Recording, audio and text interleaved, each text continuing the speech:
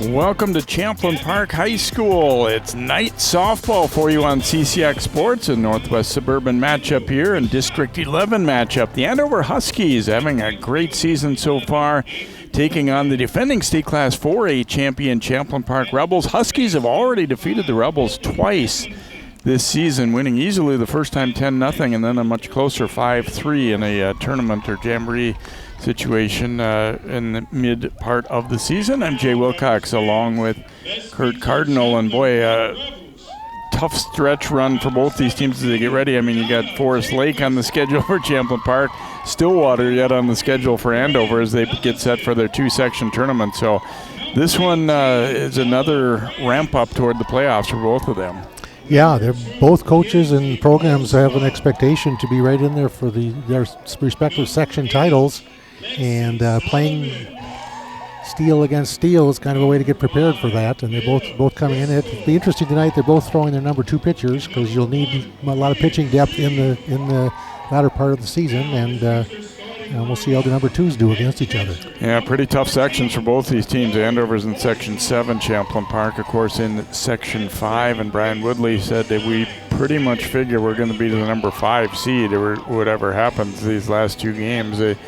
The teams that he expects to be above them have defeated them during the regular season. So certainly you look at Rogers has probably got to be considered the favorite in Section 5 this year. They've had an outstanding year and were state champs 2 years ago. But you've got Maple Grove, Centennial, Champlin Park, Spring Lake Park, some pretty formidable other teams in that mix as well. And Coach Woodley, certainly a younger team. They graduated an awful lot from last year, and that was just a special group that stormed through that state tournament, and it's not come as easily this year. They've had some ups and downs for sure, but still could be a dangerous playoff opponent. Yeah, and Coach Woodley is excited about some of the younger players that replaced the senior-dominated team from last year. Some of them have success at the plate, some in the field. They're trying to bring it all together here as we come down the stretch. Senior night for Champlin Park as well here is this night game, and we will step aside for a moment. We'll come back with our first inning here. Andover and Champlin Park softball is up next.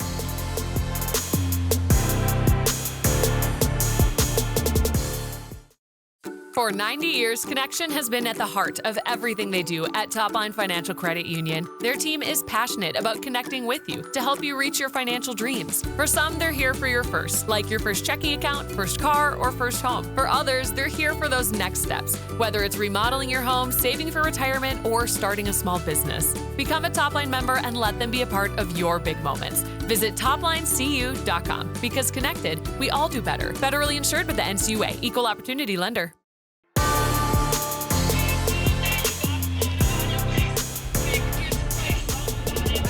And welcome back to Champlin Park. Umpires were a little tardy getting here, otherwise we would be underway by now, but they are here, and we have had the meeting and ready to go here in the top of the first inning as Andover will lead things off as Molly Clough getting set to hit for the Huskies. Their third baseman will lead it off against Kelly Iverson of Champlin Park. Kelly, 3-2 record and a 3.32 ERA, has pitched 31 2/3 innings, allowing 37 hits, walked 34, fan 19. As you get a look at the Huskies lineup for Connie Huberty and crew.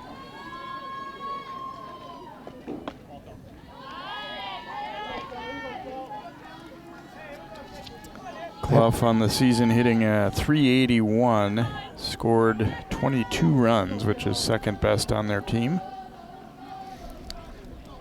Well, Jay, I haven't seen Iverson before, so I'm interested to see what kind of mix of pitches she's got.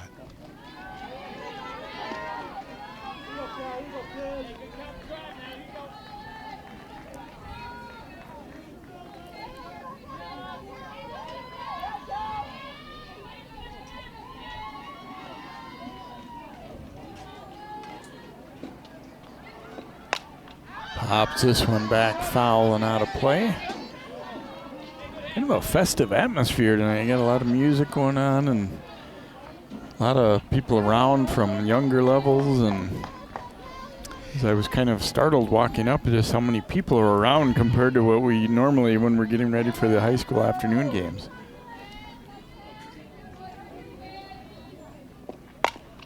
And this one grounded back up the middle, and Clough will start the game with a base hit for Andover as she wins that battle with Iverson. And a runner aboard with nobody out, and Tegan Gross will come up here for the Huskies. So you get a look at the defensive alignment for Brian Woodley and the Rebels. Kennedy Robinson, Layla Nestos, Sydney Bernabic, and Ella Cagle around the infield. Maddie Drug, Eddie Andrews, Ava Abrahamson in the outfield. Chloe Postma doing the catching. Gross is hitting .500 for the season. Wow. 4 doubles, a triple, a home run. She's knocked in 7 and in safely with a stolen base immediately is Clough. I was just going to say, Clough's got quite a few stolen bases this year, and right off the bat, Coach Hubert, he's got her team playing aggressive.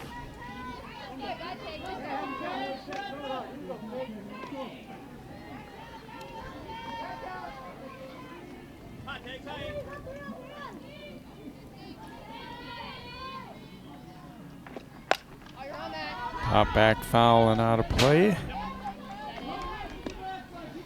Hey, you were talking about all the activity up here tonight. Tonight is senior night for the high schoolers, and it's youth night for the junior Rebels that are playing in their club, in their association. So we got the old and the young tonight. And this one hit hard to the left side, and it will be through for a hit despite the diving try. So Gross follows Clough by delivering a base hit. They do hold a runner at third, one runner at first, one at third now with nobody out, and Avery Stock, the catcher, will bat for the Huskies, a young, talented player, hitting .538 as a freshman, 27 runs batted in, 15 doubles, 2 home runs. That is incredible for this length of season. Yeah, and for a freshman to be giving you that kind of production from the number 3 spot, that's a golden nugget that you want to ride as long as you can.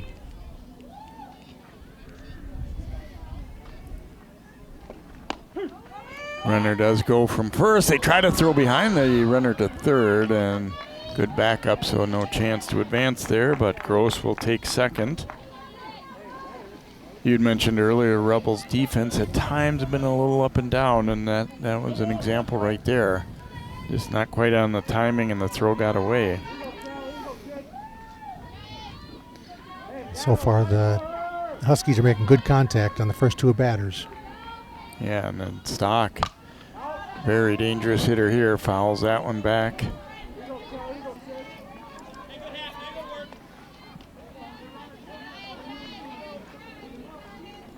It's interesting because in a way this doesn't matter that much, and in a way it kind of does for both these teams. It just is what we talked about, that they've got one more really tough opponent each from the east side of the Metro. And they're not in the same playoff section, so that part they don't have to be thinking about, do we show this or that against an opponent. But it's been a hectic week, I think, too. You got a lot going on late in the season. I mean, it was a conference coaches meeting. They were on their phones before the game. Yeah, I think that this would be a good battle. I think that if it would behoove the Rebels to win, they'd have another feather to go to the meeting with. I think the Huskies are pretty much laid down their track already this year. Stock fouling this one away. The Huskies are ranked number 6 in the coaches poll and number 9 in the state coaches poll, so they're in the top 10 quite a bit, and be a nice feather in the Rebels' cap if they can knock them off tonight. Pops this one up, long run down the line. Can't quite squeeze that one, so Stock still alive at the plate. And Champlin Park, even though the record this year isn't that good, beating a defending state champion is always something. You're going to get the opponent's best when they're playing them this year. Yep, you can't run away from carrying that big trophy home from last year.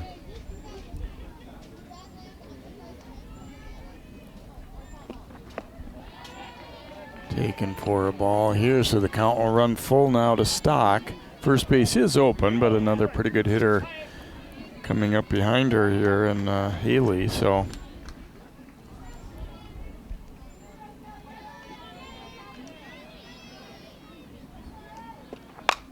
Stock lifting it to deep center field, and this one is gone. A 3-run home run for Stock, as she fouled away some pitches and then comes through delivering a shot to center field. I wasn't sure it had enough to get out really off the bat. It was definitely going to be, in.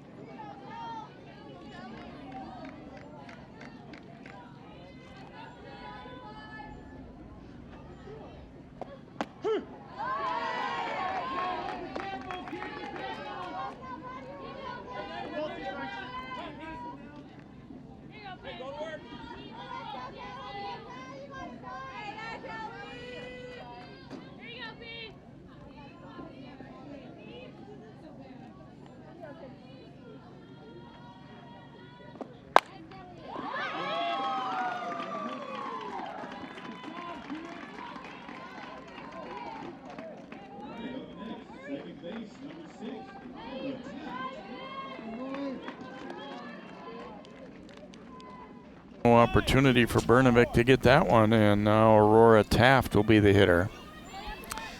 The Huskies have got their bats going, and that's just what they've been doing all year long, with a 386 team batting average and, wow, a very impressive 934 on base plus slugging percentage. Those are incredible numbers for a full team.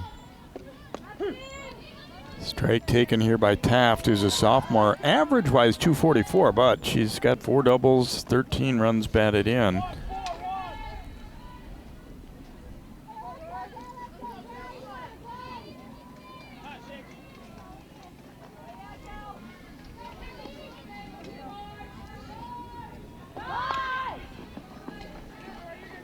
Runner was off and moving, but it's foul here.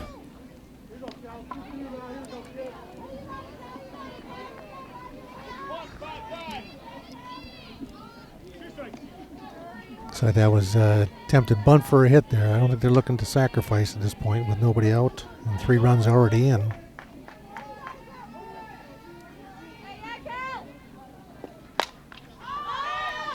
Popped up.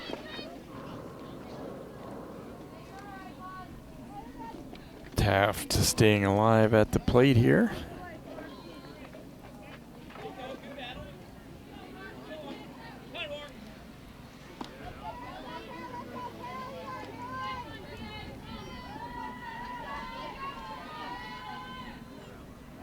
Andover dugout is hyped up, as you can imagine, after the start of the first inning. Yeah, and they've all been well-hit balls, too. We have not seen, little soft spinners or liners that just, everybody that's come up has made solid contact. Yeah, I think I've seen so far, it looks like Iverson's thrown 2 types of pitches, a fastball and a curve, but they're both about the same speed. Throw behind the runner down to first, but back in is Haley. Have not yet seen a changeup or something down in the zone.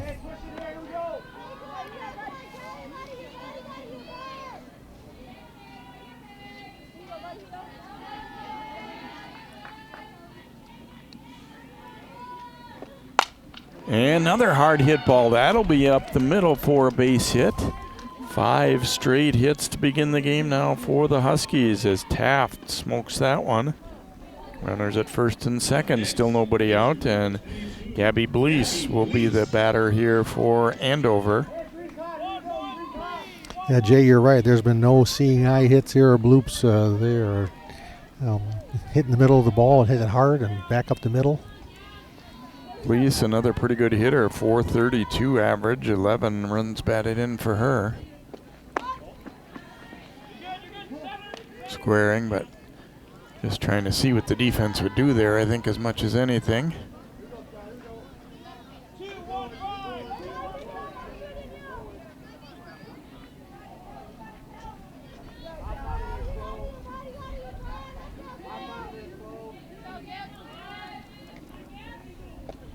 Blease is bunting.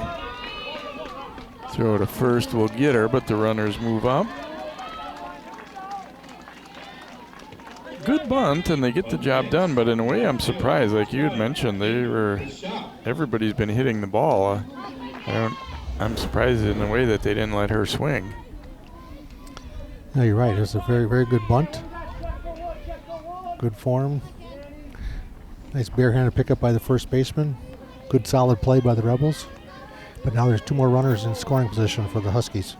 Kendall Koshak, the batter here, junior. Hitting .333 is not at as many at bats as their kind of full-time starters, but she has done well. 7 for 21 as a hitter. A couple of runs batted in. Yeah, they could have. Coach Huberty might have decided to work on the bunt game a little bit here in preparation for section tournaments and that kind of thing coming up, and especially when you've already got 3 in, it's a good chance to see if the bottom of your order can move the runners with the sacrifice.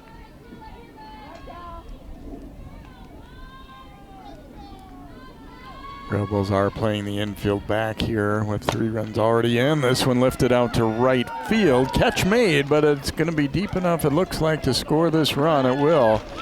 And the ball getting away briefly, but sacrifice fly there for Koshak, who also hit the ball pretty well, but this one happened to be right at right fielder there, and no trouble handling that ball for Abrahamson.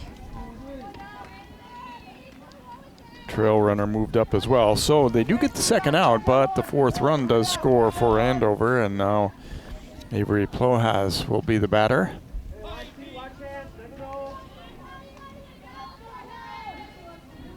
Hitting at .278 for the year. Knocks one down to short. And she is thrown out, but it is a very productive top of the first for Andover as they come up with 4 runs in the inning on 5 base hits. And they leave 1, so after a half inning, Huskies 4, Rebels getting set to come to the plate for the first time, and they've got some work to do to try and catch up already in this one. And they will try and get started with Chloe Postma leading things off, then it's Sydney Bernabic, Abrahamson, the right fielder, June Semling, who's a DP, Kennedy Robinson, the young 8th grade slugger, had a chance to see her belt a couple right away in the first game against Elk River. Kelly Iverson, then it's Addie Andrews, Ella Cagle, and Layla Nestos for Champlin Park.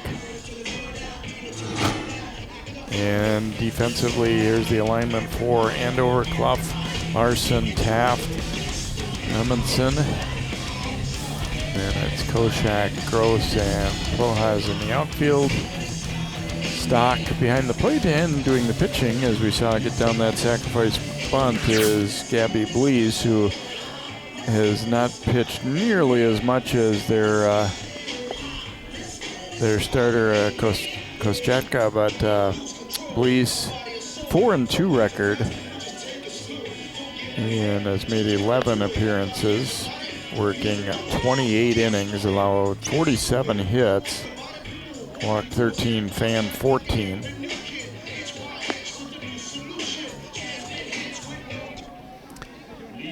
Yeah, she hasn't. Please hasn't pitched as much as their number one pitcher, but coming through with a first time pitching top of the bottom of the first with a 4-run lead, that can settle down a little bit in the nerves and just try to hit your spots and get your team back in the dugout as quick as you can. Postma 347 average this year. Takes a first pitch strike. Sometimes the tone gets set and both teams just hit when you see, and that's kind of what Blees is hoping doesn't happen, that she wants to not get Champlin Park in the groove to following Andover's lead there. Yeah, I think the best part of the Rebels game is hitting as well, so we could be in for a double-digit game here. Yeah, they've had some high-scoring games, even against some pretty good teams. I mean, they lost to Centennial but scored 10 the other night. Lost to Maple Grove but scored 8.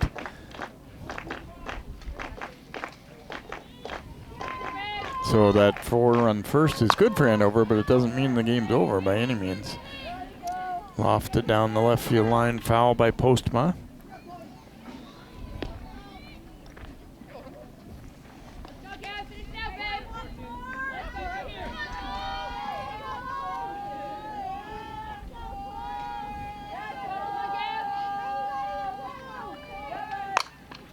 Hit hard, but foul again down the third base line.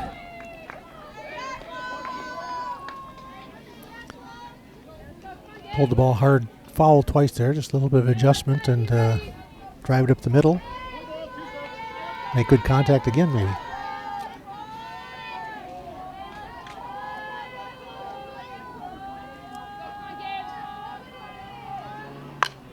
And driven to left field, but caught. Whew. Pretty well struck ball there, but Koshak was positioned well. That was still not an easy catch, even though it wasn't, didn't make her move all that much. Those are hard balls to handle, but she did a good job.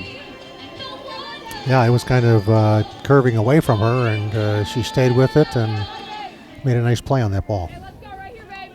Sydney Bernovic will hit now, a 4.08 average for her this season. Has also walked 5 times, so getting on base.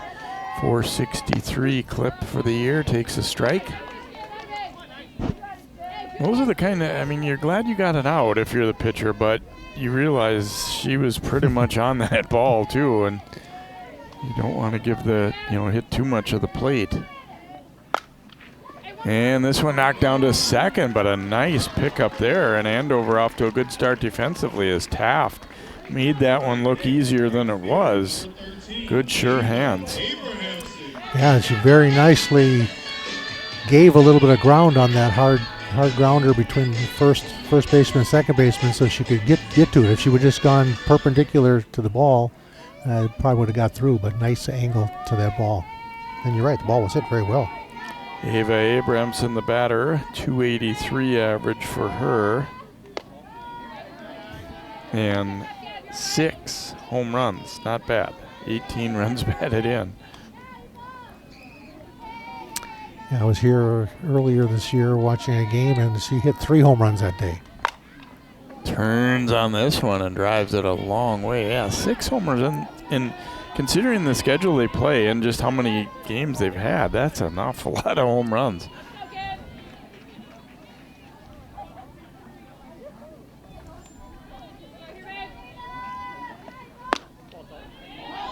Just outside with that one. Sure, the Huskies are happy to see her batting with no one on base. Yeah, and it was courtesy of good glove work by the left fielder and the second baseman to get those first 2 hitters. This one lofted out to deep center field, and it is out. Home run number 7, Abrahamson. A little bit of a breeze going out. We saw that for Stock in the top half of this inning, and Abrahamson launching a solo drive And the Rebels on the board now, trailing 4-1. That was one of those, as one of the former Twins announcers would say, it was high, it was deep, it is gone. Straightaway center field. Yeah, and it was only the first 2 or 3 steps that Gross looked like, oh, maybe I've got a chance, and then she realized, okay, that's the fence, and this one is gone. June Semling, the batter now for Champlin Park. Takes the ball. June hitting at .435. She has a homer and 12 runs batted in. Excellent hockey player, as is Bernovic.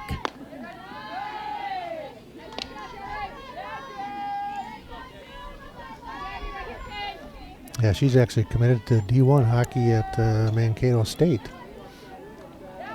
Minnesota State Mankato. I'm sorry. Yes. Here's another deep drive to center field. This one is out. Wow, we've seen 3 home runs already in this first inning. Semling following Abramson with a solo drive, and now those defensive plays look even bigger for the Huskies. 4-2. Yeah, we could have had back-to-back big innings in the top and the bottom of the first. That one was more of a line drive home run versus Abramson's, which was a high towering shot, but both hit well. Yeah, all 3 homers have been no doubters here too. And I know the Rebels have a tradition where when someone hits a home run, they get the ball back and they get the date and the time and the inning and that kind of stuff put on it. Rebels might be needing to invest in a few more buckets of balls. Kennedy Robinson, capable of going deep as well. She's got 3 home runs already as an 8th grader, 13 runs batted in, batting .348.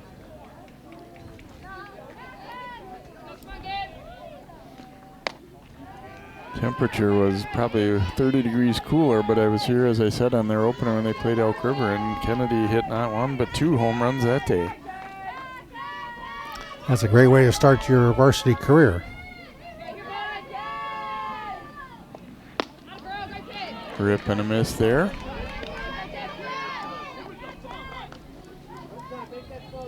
Be interesting to see on both these teams. We mentioned that they started, pitchers that hadn't been their number one. How much importance do you place on winning this game? If they struggle, do you go to, right away to somebody else, or do you just kind of say it's your game today, and we don't, if we wanted to rest our pitcher to start with, we're gonna stick with that thought, but we'll see.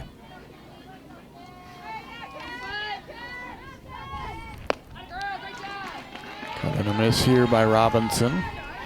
It's like both teams will have one more game this week before the regular season is over, so they may be saving their number ones to get a little tune-up before the sections start next week. Robinson turns on that one, drives it a long way, but foul.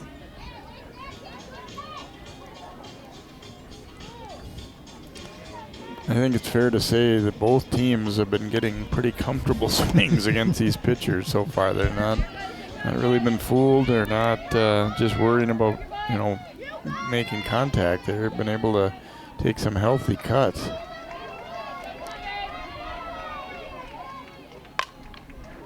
Tomahawks that one.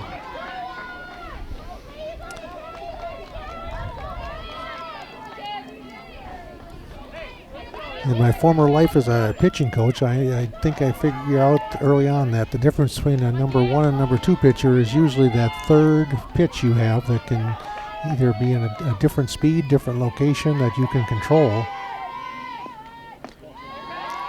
Taken for a ball, and Robinson works out a walk here after some long foul balls. So Kelly Iverson will be the hitter now for Champlin Park. Runner at first, 2 outs. Iverson's just had 12 at-bats, but she has gotten 7 hits in those 12 at-bats, so batting .583. Couple of doubles. Sure she'd like to help herself out here, driving at least 1 or 2 more runs. First pitch over for a strike here from Blees.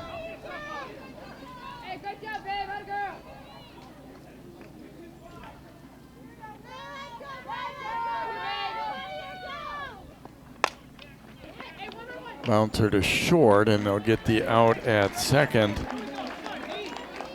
So the Rebels are done in the first, but they do answer with 2 runs of their own on solo homers by Abramson and Semling. 2 runs on 2 hits and 1 left aboard. We've completed 1 inning here. It is 4-2 Andover here on CCX Sports.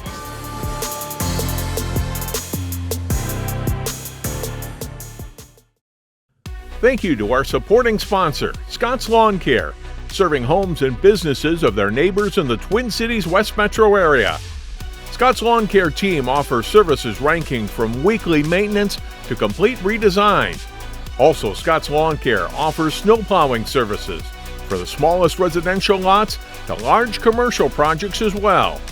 Thank you, Scott's Lawn Care, for being a supporting sponsor of CCX Media.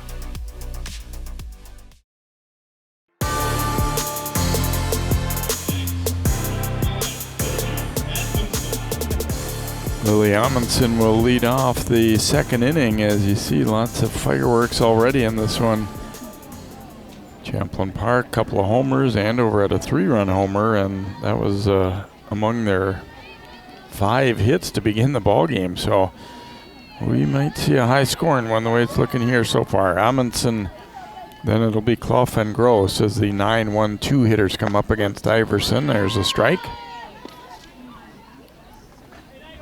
Levinson hitting at 167 on the year, 24 at bats. She's had 4 hits, but does have 1 homer and 4 runs batted in. So even their 9-hitter has shown the ability to take it out of the park on occasion here. This is a field that you do see home runs at, that's for sure. But still, those balls were well hit. Yeah, I think whoever laid this field out when Champlin Park was put together made sure that that north wind was blowing out to left field. Strike out there as Amundsen goes down swinging to begin the second. Molly Clough will be the hitter now. She had a single to start that 4-run first. It was a good start to the inning for Iverson. We'll see if she can build on that when the top of the order rolls over and Clough starts it off here with 1 out.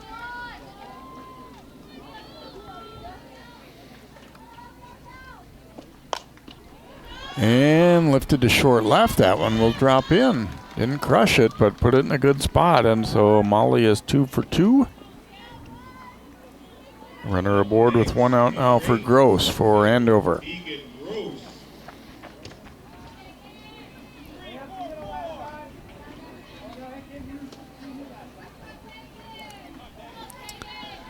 See if Clough takes off again like she did in the first inning.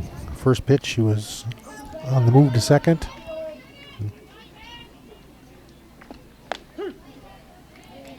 Taken for a strike here. Gross singled her first time through. And like we kind of talked about first, in a different type of game, you might think this is a sacrifice situation, but I don't. I think both teams expect a lot of offense, and we're very early in the game still. Lifted to right field. Catch made there for out number 2. As Abramson getting underneath that one. For certain spots on the field, the sun right now could be an issue, but not really so much for right field. It's going to be more left field and left side of the infield. Stock, who blasted a 3-run homer last inning, steps up here with a runner on first and 2 outs.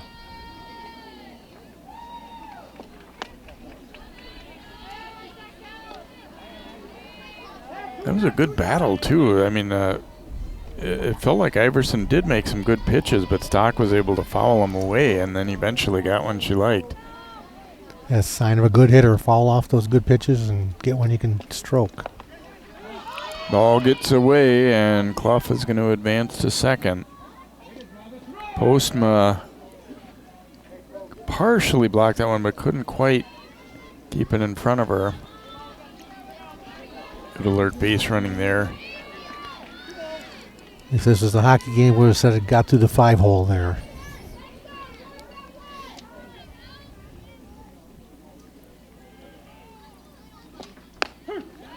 There's a strike. That one had a little bit of extra oomph on it there and hit a nice spot low and outside in the corner. Seems to be settling in a little bit better here in the second inning. We'll see if Stock agrees or not. Slices that one down the third base side.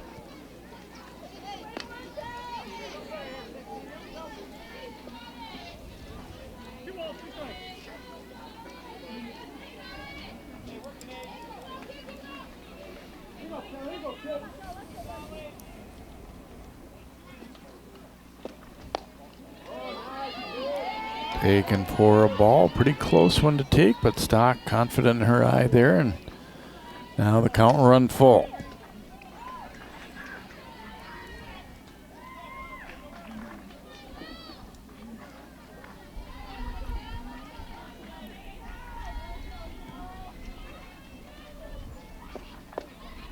And she'll draw a walk. Iverson didn't want to give in and give her something right over the heart of the plate, but ends up walking her. So Peyton Haley will be the hitter here for the Huskies. She had a single in the last inning in the first.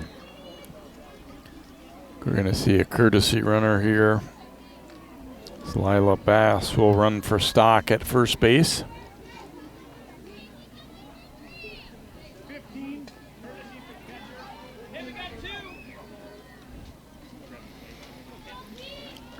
Now this could be a vital at bat here for both teams. If the Rebels can get out of here with no damage, it sets them up for the bottom of the second. But if the Huskies can get a gapper here and score one or two, pull away a little bit more. Should be a good battle here.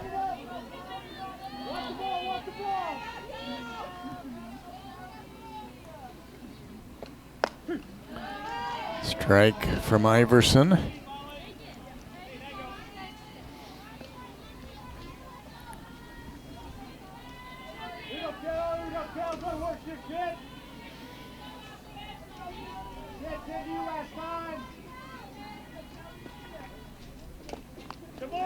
And this one hits her, so they'll be loaded up.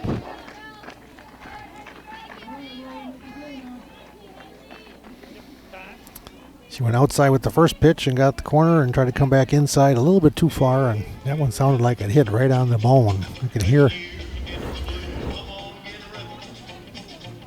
right above the ankle. Ouch.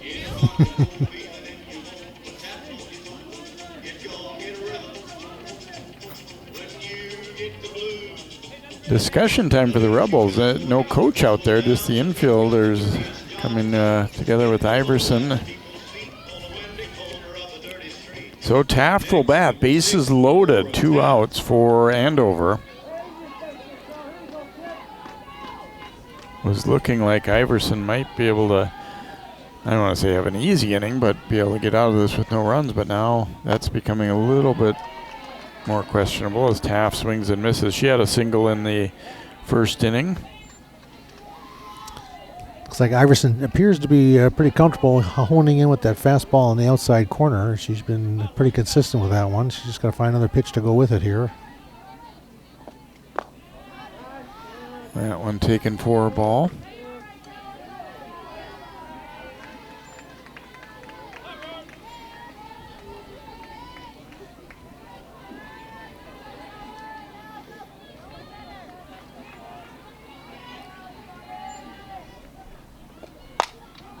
Lifted to right, Abramson drifting over and will make the catch. So Andover threatens but doesn't score in the second as they get no runs, 1 hit. They leave 3.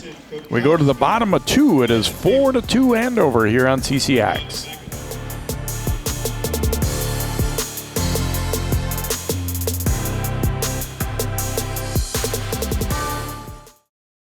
CCX Media is the first place you go for local news and sports. But did you know you can sign up for those stories to go straight to your inbox on our website? Simply go to ccxmedia.org. Click on the subscribe button And from there, choose which notifications you want to receive. Then we'll send your favorite CCX Media news, sports, and city events straight to your inbox. Sign up now at ccxmedia.org.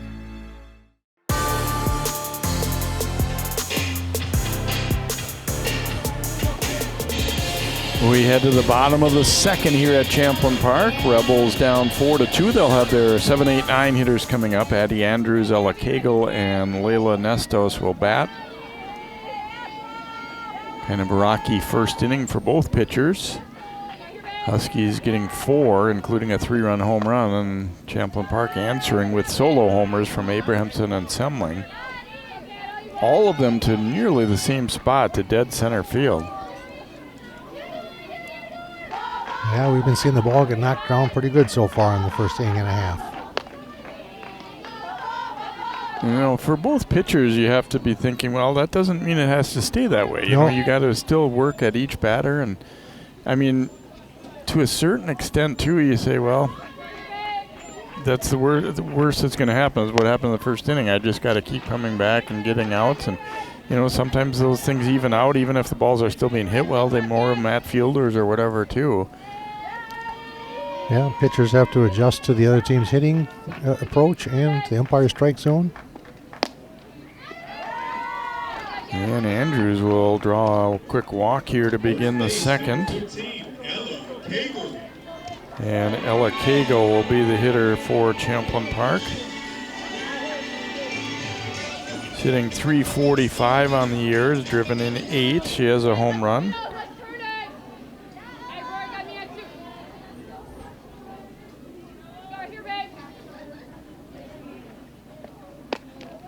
Takes that one up high.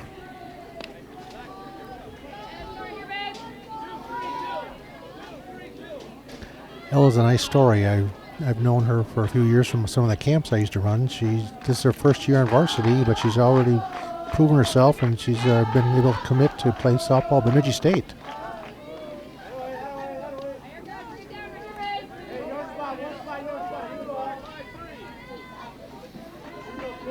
Sometimes you just have to wait your turn when in these bigger programs with lots of good players in them.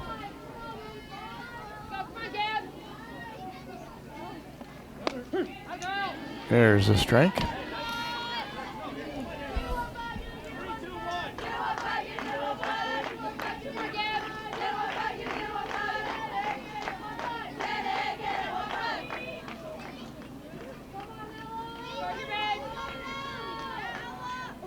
Oops, that one got away from Blease. Andrews will advance. I guess you call that a wild pitch. It was one that went about 10 feet in front of her. I think I call that one a VWP, a very wild pitch. That happens sometimes. Just the look on her face was priceless. Fouled away here. Give Andrews a little credit for being alert for that, too. Sometimes you're so caught off guard when that happens that you kind of forget to just take off immediately, but you did. Yeah, she's a senior. She's probably seen a lot of different things in her softball career. And there's ball 4, and lead runner's going to move up as well, as it was in the dirt as Andrews took off. So back-to-back walks here to begin the second inning. Blease, you know, when the ball gets hit hard around in that first inning a little bit, you start to maybe try and, pick at corners a little bit and maybe be a little too cautious. And I would guess maybe that's part of this discussion that they'll be having right here.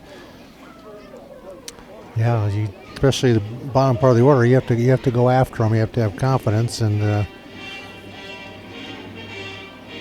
sure that's what the Husky pitching coach is talking about right now. I'm also maybe talking about first and third situation here. Be ready for fake bunt, steal, anything. Lots of different options here for the Rebels coaching staff. Nestos is the batter. She's hitting .311. 2 homers, 12 runs batted in. Man, they've got some homers spread throughout their lineup. I mean, it isn't just the Abrahamson and, the big sluggers, and Coach Woodley saying this is more home runs than he's had his team hit here. Lifted out of play. And as Kurt and I were talking, fair to say this ballpark very conducive to home runs too, and that's a little bit of it, but you still got to do it. You got to take advantage of your environment, and yeah, they've had lots of individual 1 or 2 home run hitters, but this is a deep home run hitting lineup. Lifted foul and out of play there down that left field side. Nice grab. Young guy getting lots of love from that one as he made a good catch. Used to be back in the day, Jay, you and I probably remember, if you get a foul ball at a Little League game or a softball game, you bring it to the concession stand, you get a free snow cone or something like that. And those days are long gone now. Hit hard again, but fouled on the third base line.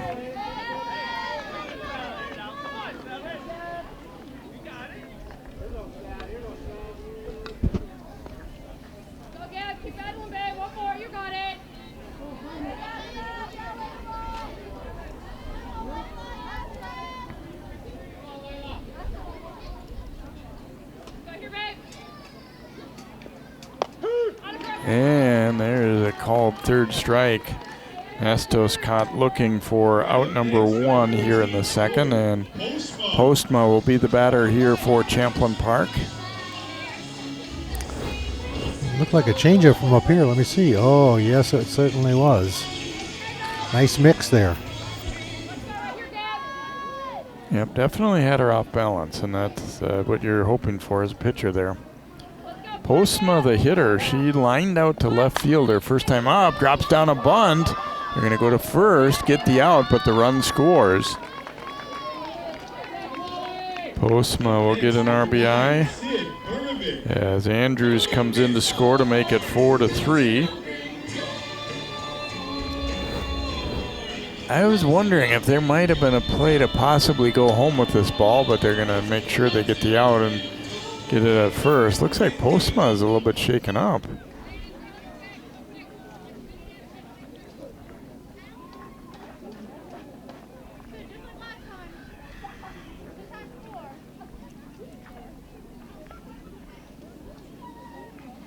I have to admit, I didn't really see what happened. No, I didn't either.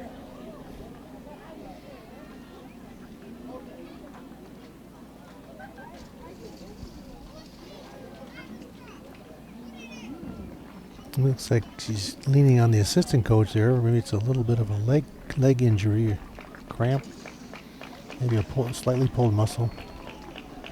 Did a good job getting that bunt down, and Andover able to make the play, get the out, but the run, of course, does score. Now Brnovic hitting with Cagle at second and 2 outs.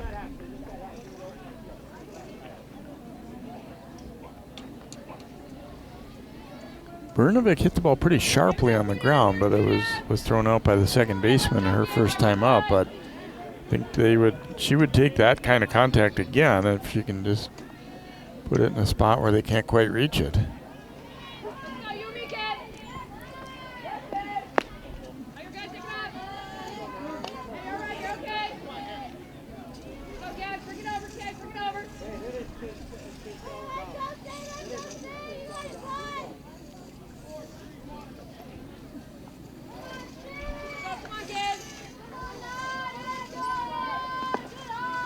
Pitch in the dirt there, well handled.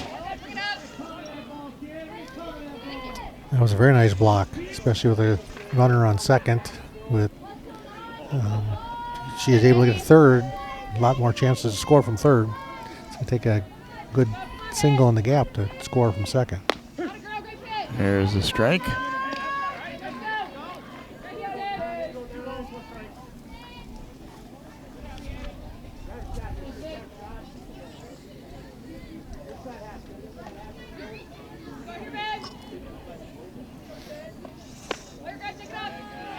Inside there to Brnovic, 3-1 now.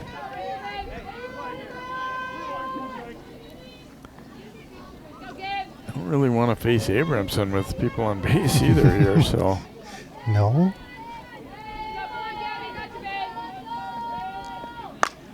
Brnovik driving it out to right center. That's going to be down for extra bases. Game is going to be tied up as Brnovik checking in at second with a double, and it's 4-4. Brnovik driving that ball well.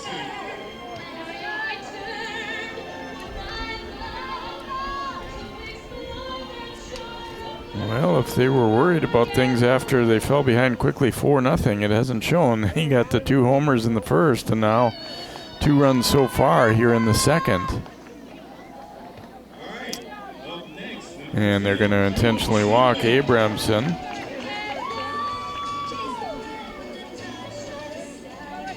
So Semling will be the hitter, first and second, and 2 outs. They didn't want to pitch to Ava, but June Semling also homered last time up, so not exactly a easy next hitter either. That's pick your poison type of thing. And I think it always, when you see somebody intentionally walked in front of you, kind of lights a little extra fire too, saying, oh, okay, you want to pitch to me. Okay, we'll see. And lifted out to left field. This one is gone. On to the batting cage. Semling makes him pay, driving a 3-run home run, her second of the game. And the Rebels storm into the lead 7-4. That was another no-doubter here. They could up high and long and far, and see you later. That's a tater, 3-runner.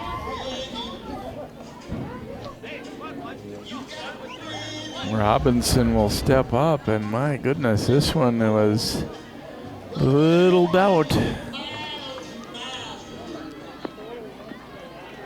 Yep, she turned her hips and kept her head down and drove that thing very nicely to left field. So Kennedy Robinson will bat.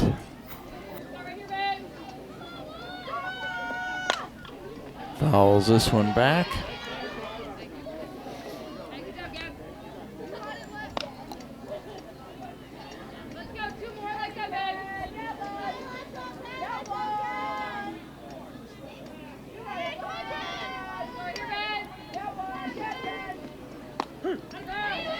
And now 0-2.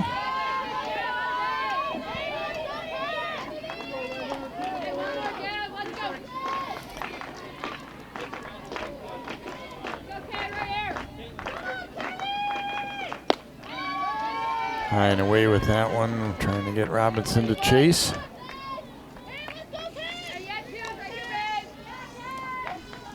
This will be a big out for Blees to get here, and after just giving up a 3-run homer, get the next person out, get your team back to the dugout, and get your batting shoes on. Yeah, I think now for both pitchers, you kind of establish that it's not going to be a pretty stat line for me no matter what now, but let's still see if we can't win this ball game. Yeah, sometimes you got to win 2-1. Sometimes you got to win 12-11. Pounded to third, bobbled briefly. Throw though is in time. Good recovery there to get the out. That was a hard hit ball, and just kind of trapping it down was Clough, and then throws her out. But another big inning for Champlin Park. So they come up with 5 runs, capped by the 3-run Semling home run. After 2, it's 7-4, Champlin Park.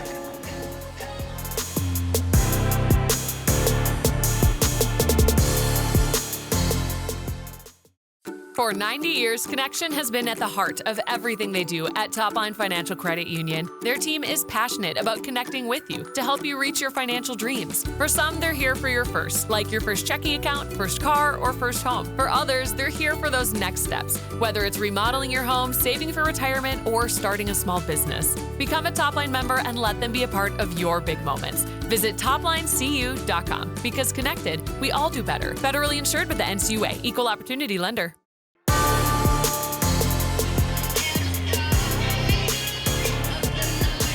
Well, if you like offense, this has been the game for you. We've played 2 innings in Champlin Park, leading at 7-4. The Rebels have 3 home runs. The Huskies had one 3-run homer in the first inning. Boy, when they jumped out to that 4-0 lead, you thought maybe it was going to be all Andover tonight, but Champlin Park quickly established that that was not going to be the case.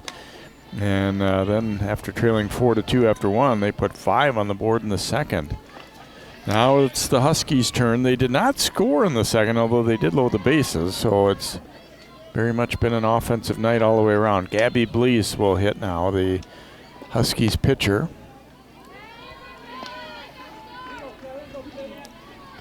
That's the nice thing about softball and baseball. You really don't know what's going to happen until you show up at the ballpark and get things going. Anything can happen.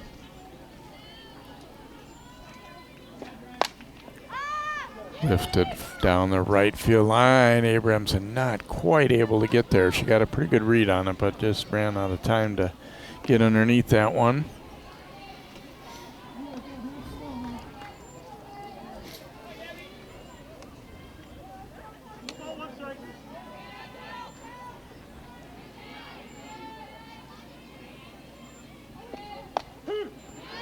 There's a strike.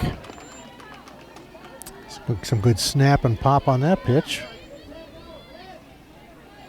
Add to it the nice location, low one on the corner, and an excellent pitch all around.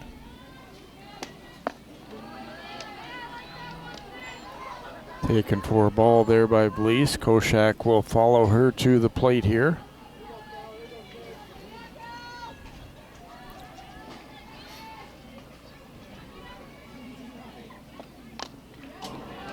Foul that one away.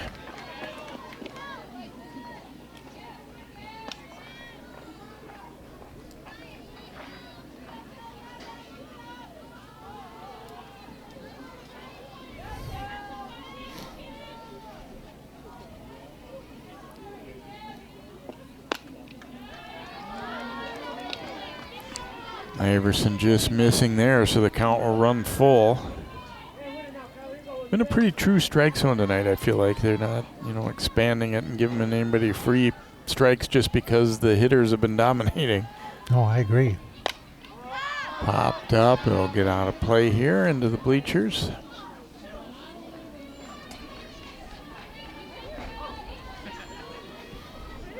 Gotta give them an error on that one in the bleachers there.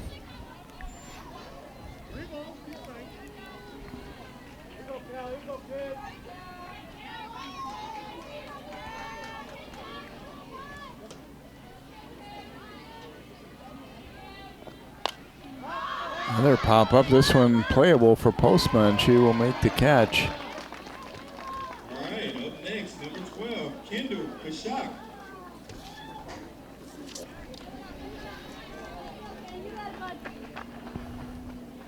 So one gone here in the third.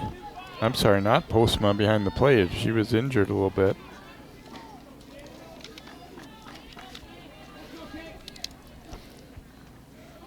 And that Nestos has moved behind the plate, it looks like.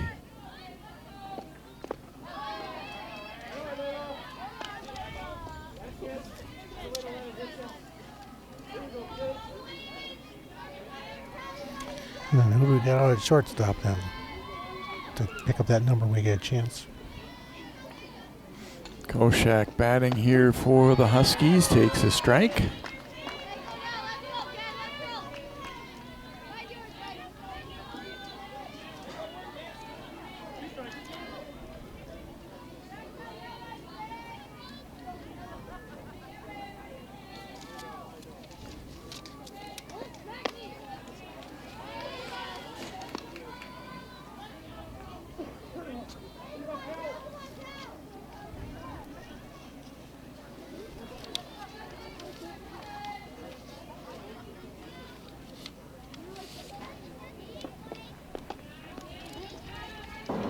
I believe that's Lexi Solomon at short now for Champlin Park.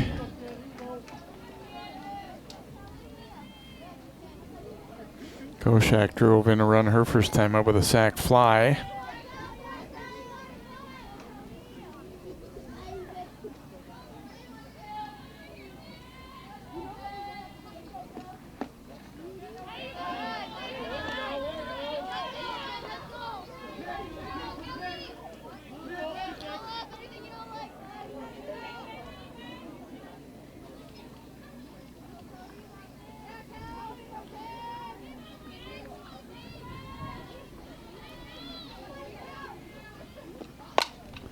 And knocked down to second. Nice job by Bernovic to get there. And 2 outs here to begin the third as the Rebels able to get some work done defensively there. And Avery Plojas will be the batter here for Andover. She bounced to short her first time up. So we got a chance for our potential first 1-2-3 inning of the game. I'll believe it when I see it.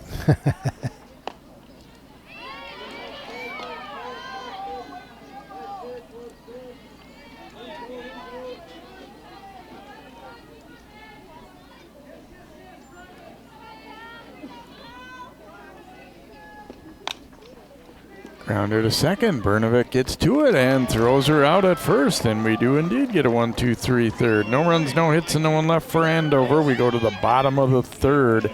7-4, Champlin Park.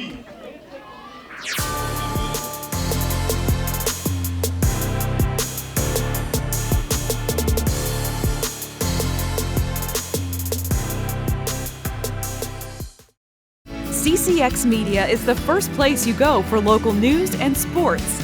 But did you know you can sign up for those stories to go straight to your inbox on our website? Simply go to ccxmedia.org. Click on the subscribe button, and from there choose which notifications you want to receive. Then we'll send your favorite CCX Media news, sports, and city events straight to your inbox. Sign up now at ccxmedia.org.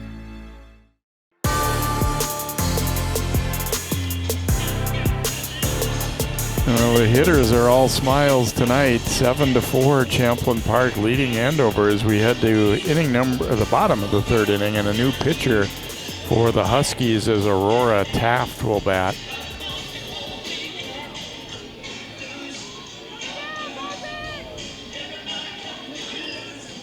Or Aurora Taft will step into the circle, I should say here.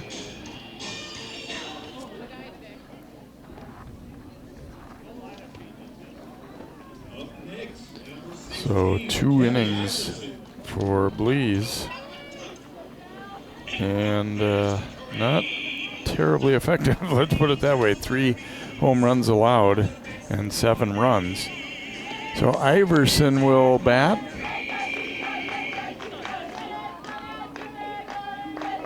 Stock moving to shortstop, and not entirely sure who the catcher is. Can't see that number underneath her protector there. First pitch from Taft is a ball. Iverson bounced into a force play to end the bottom of the first.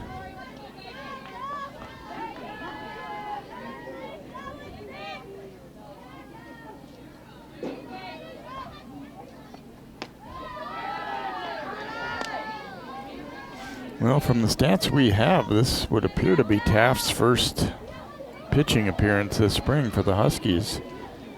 We got, looks like 5 different pitchers who had pitched prior, but not her. Yeah, I agree. I think it's her first outing on the hill.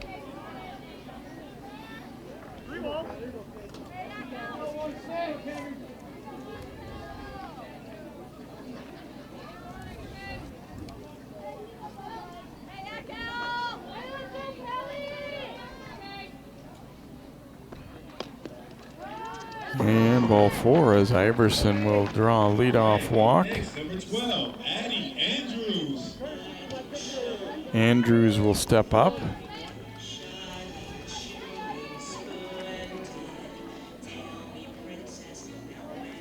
Running for Addie, we got Quinn Reed. Kelly Iverson. Quinn Reed will be the runner for Iverson, a courtesy runner as Andrews stepping in. Andrews walked and then came around to score last inning. There's a strike.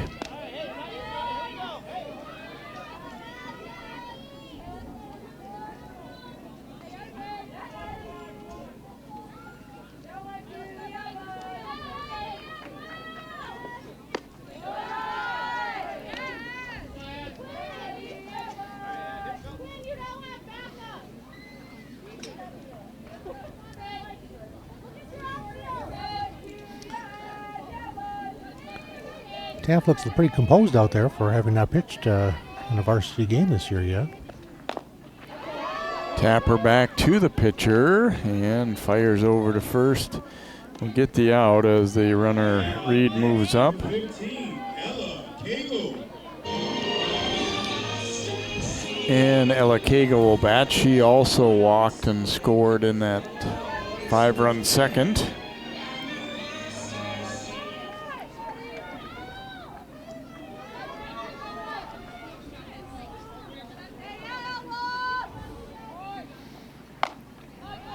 Foul down the third base side and snared.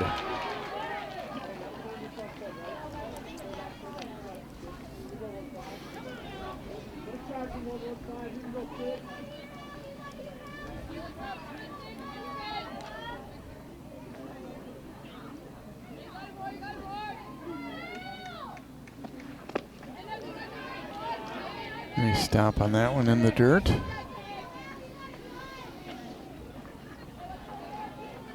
Yeah, I'm still trying to figure out who that is behind the plate. I'm thinking that might be number 2. I think that was... And this one ripped foul. 2 is at short now. That was Stock, who started the game catching. She's playing short. It's a single-digit number, but I just can't make it out underneath that equipment.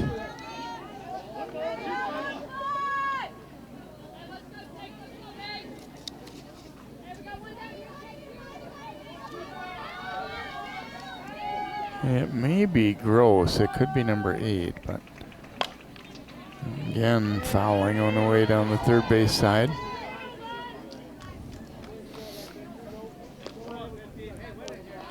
We might not find out until she comes up to bat. Yeah, because it doesn't look like Gross is in center anymore. That looks like Koshak has moved over from left to center. Rip and a miss, and Cagle goes down on strikes, so Taft able to win that battle.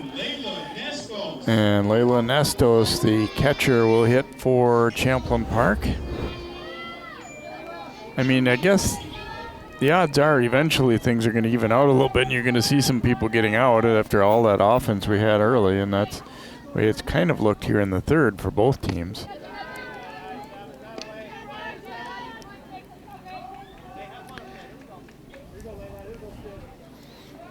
Nestos took a called third strike in the second, so 0 for 1.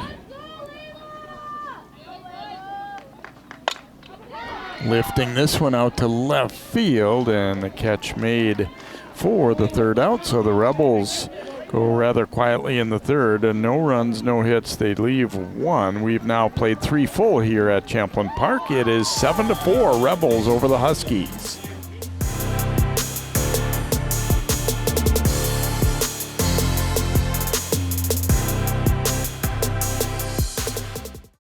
For 90 years, Connection has been at the heart of everything they do at Topline Financial Credit Union. Their team is passionate about connecting with you to help you reach your financial dreams. For some, they're here for your first, like your first checking account, first car, or first home. For others, they're here for those next steps, whether it's remodeling your home, saving for retirement, or starting a small business. Become a Topline member and let them be a part of your big moments. Visit toplinecu.com, because connected, we all do better. Federally insured with the NCUA, Equal Opportunity Lender.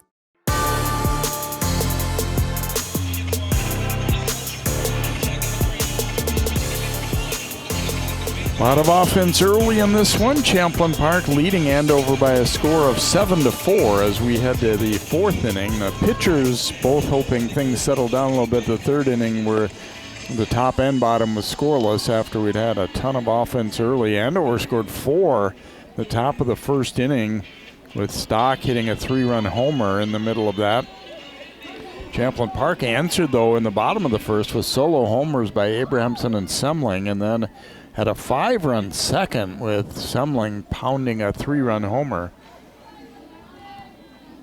So we head to the 4th here. The 9, 1, and 2 hitters coming up for Andover. Amundsen will lead it off against Iverson.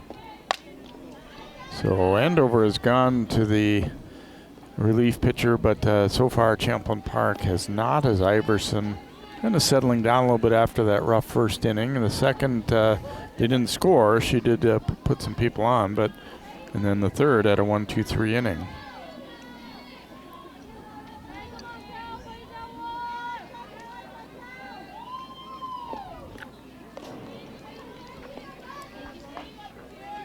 Amundsen. Oh, check that. I'm sorry, not Amundsen batting right here. This is Bass.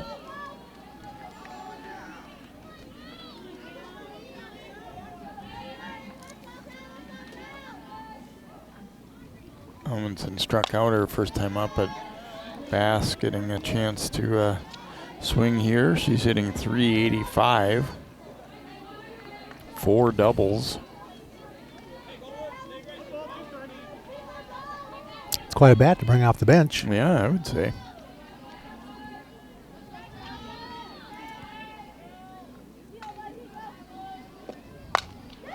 Hits it hard, but right at Brnovik, and she'll make the flip. Boy, that's 3 in a row going back to last inning that have been assists for Sydney Brnovik. So 1 gone here in the 4th, and Clough will be the batter for Andover.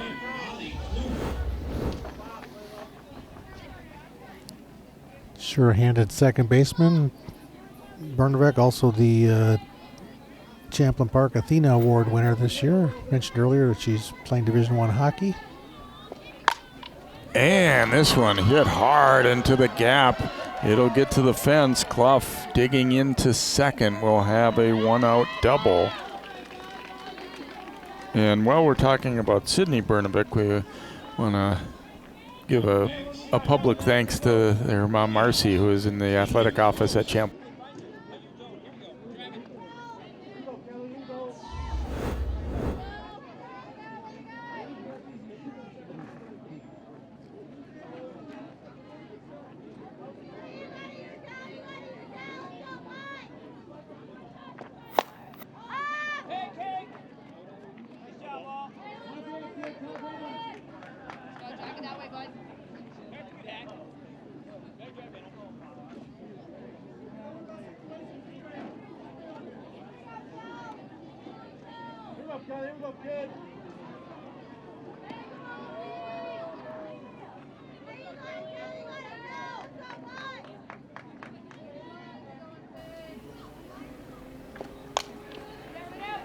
Rounding it to third, it's juggled and they'll have no play.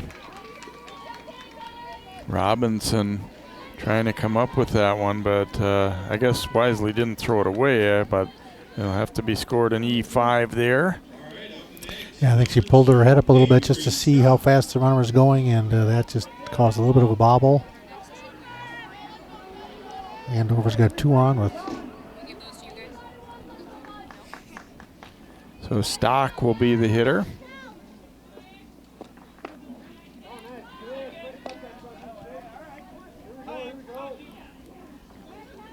Stock blasted a 3-run homer in the first and then walked in the second.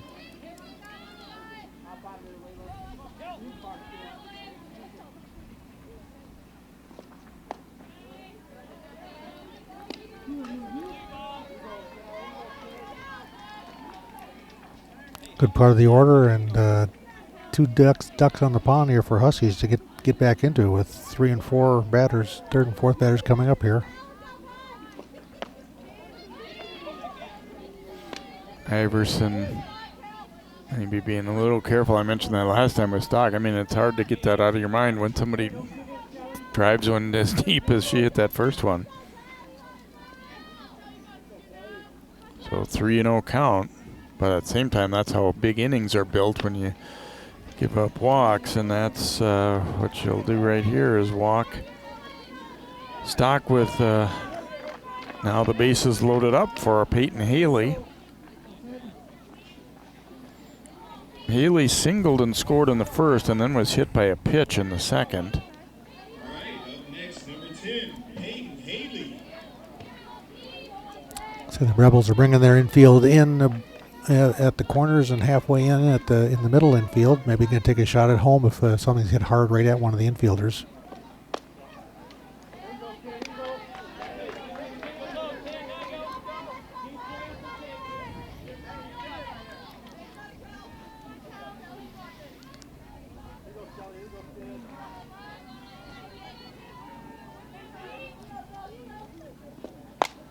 And out to right field. That'll be in for a hit. 1-run score. Second runner being waved as well. And it's a 7-6 ball game as Haley delivering a 2-run single for Andover. Up next, number 6, Aurora Taft. Sounded like she got out at the end of the bat, but it put it in a nice spot there. Allowed 2 runs to score. Good read, too, by the runner on second, Gross. She didn't hesitate. And we could see from up here that there was no way it was going to be caught, but sometimes those are hard to tell. And made it look easy to score that run. So Taft, the pitcher, will hit now for Andover. Runners at the corners and 1 out. They have pulled within 7-6. Taft is 1 for 2 so far as a hitter. First and third is maybe where they try to do some sort of fake steal or steal getting a hot box or get the run in from third. Gonna throw down to third. Stock is back in. Runner does move up. Haley.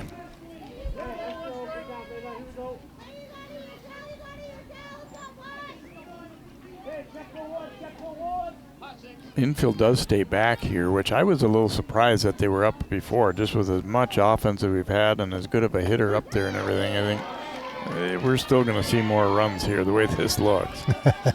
Yep.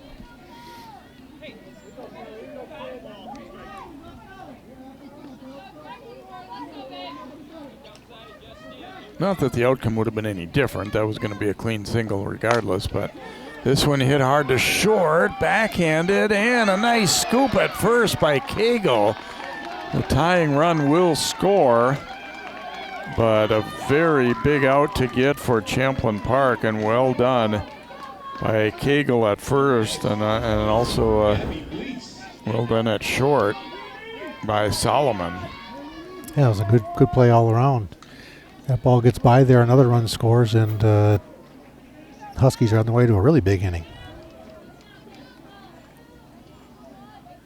So runner at third, 2 outs. It still continues to be an important at bat as Blease will be the hitter. Started the game as the pitcher and kind of got hit around a little bit, let's be honest here. After 2 innings, she was lifted there.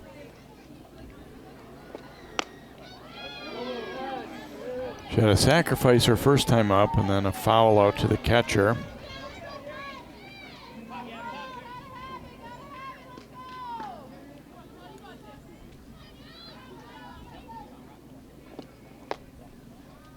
Change of pace missing away.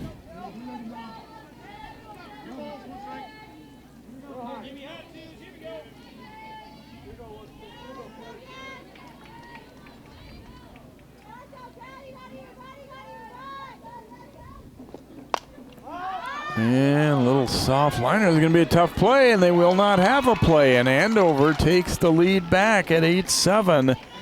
We mentioned earlier how it was mostly hard hit balls and not a lot of those type of plays, but this one will be an infield hit.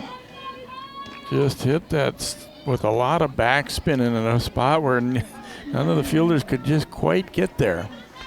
Yeah, the kind of the Bermuda Triangle there between the pitcher and the two fielders. And then once it hit the ground, it spun away, and there's no chance to get an out then at that point.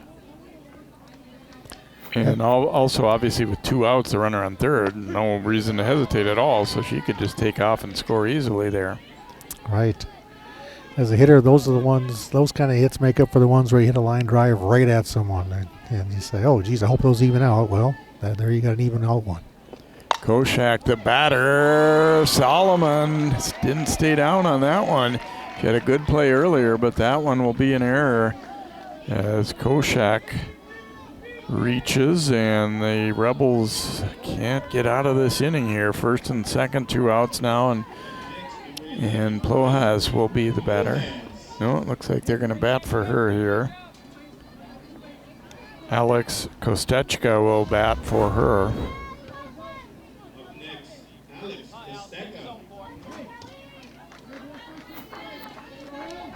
Solomon just didn't keep her glove down there.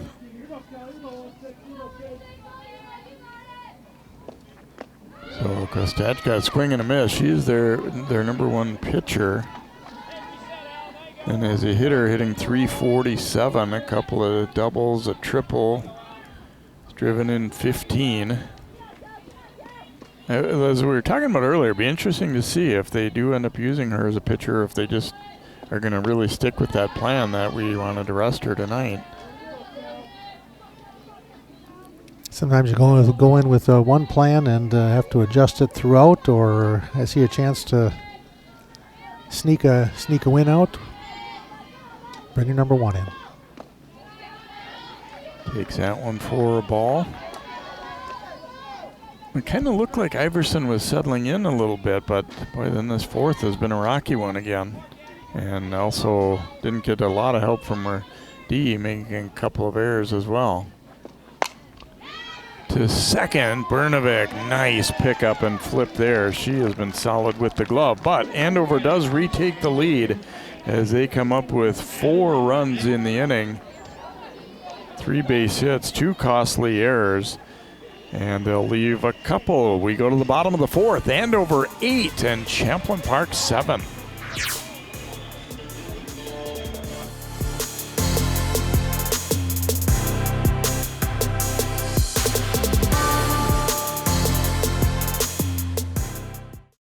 CCX Media is the first place you go for local news and sports.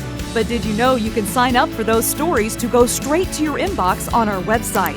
Simply go to ccxmedia.org. Click on the subscribe button, and from there choose which notifications you want to receive. Then we'll send your favorite CCX Media news, sports, and city events straight to your inbox. Sign up now at ccxmedia.org.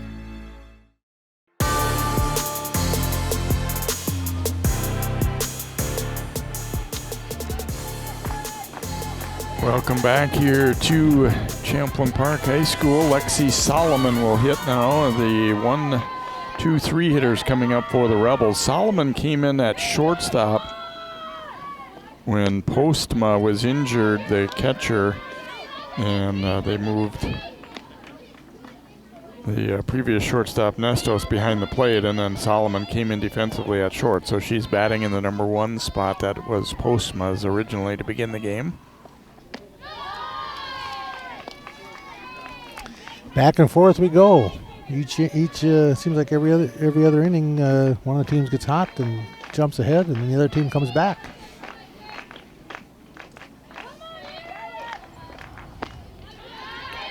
Swing and a miss. Yeah, I mean, you're happy for your hitters that they're going, but you kind of think, well, in the playoffs, can you count on winning games 8-7 or 10-9 or things like that?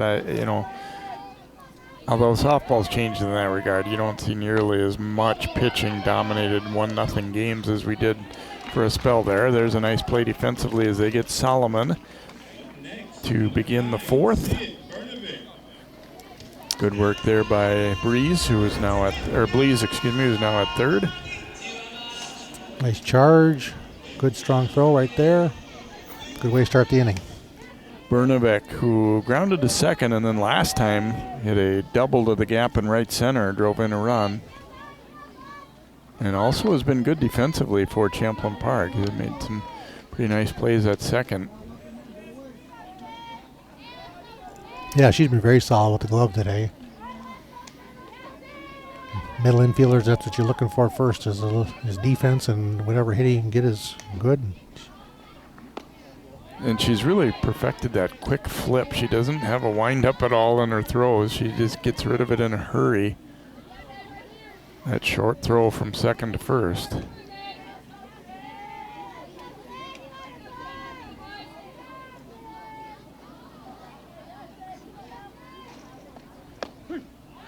There's a strike.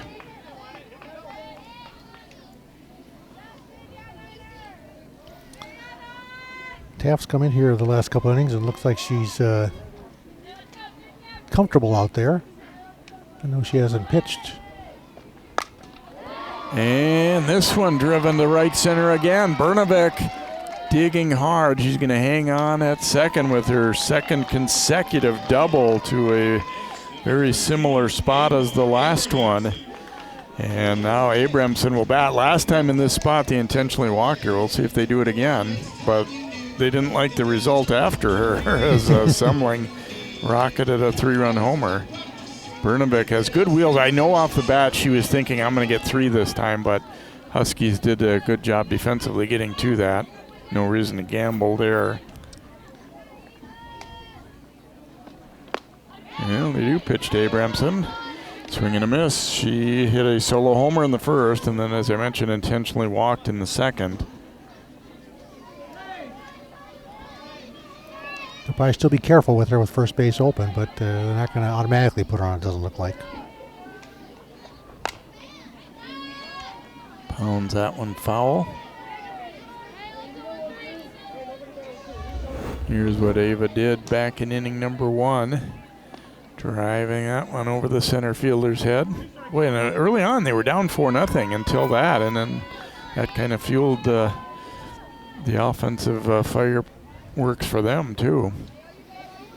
And both teams just continued on since that first inning, scoring runs. Ooh, and a changeup. Swing and a miss, and a big out there by Taft as she gets Abramson swinging at the change, and now 2 outs, and June Semling. June, what have you done today? Well, let me see here. Home run and home run. That's not bad. You will see the first one first as she took that low pitch and cleared the fence with no trouble at all, and then did it again with 2 aboard. And that one landing on top of the batting cage out there in left center, or more straightaway left, I guess you'd say. Yeah, she's got one to center and one to left. We'll see if she get the trifecta and hit one to right, maybe.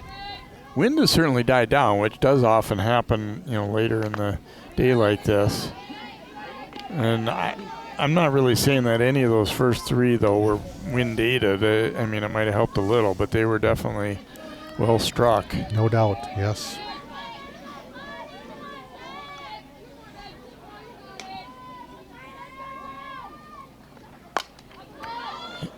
Gets under this one, a long run to left. To a good effort, but not quite able to get to that one was Kostechka, who's playing out there in left. Just ran out of territory there before the fence crept up on her, not able to make the catch. Good effort, though.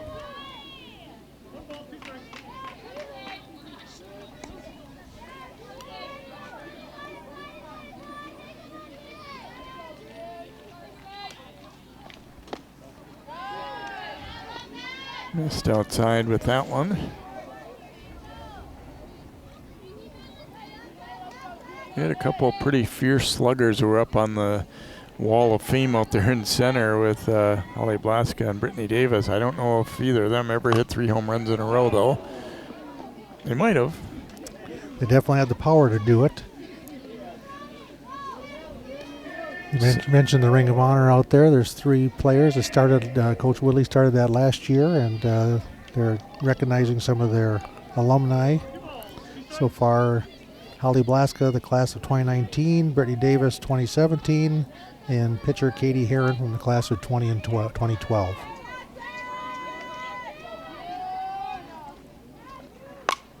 And this one is pretty well hit again. Yes, 3 in a row for June Semling.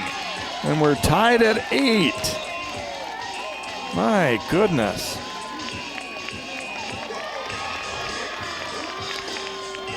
Well, she got the third one. She didn't take it out to right field, but I don't think anyone's going to be nitpicking over which field you hit your third home run in a row out of. This was a shot, a rocket. Yeah, this one was much more of a liner. It was kind of more just would it have enough to get over the fence, and now the Rebels retake the lead. I'm sorry, in my excitement, thinking solo home run, but obviously Bernick was aboard, so now 9-8 Champlin Park. 3 homers and 6 runs batted in for Semling. That's a good season. She's going to have to get an extra carry-on bag to carry her 3 home run balls home today that Coach Willie will give her after the game. And Kennedy Robinson, a little spinner. They just do get the out. at first base, and so the inning comes to an end. But it's a productive one for Champlin Park as they take the lead back on the 2-run homer by Semling. 2 runs on 2 hits in the inning for Champlin Park. It is 9-8 Rebels.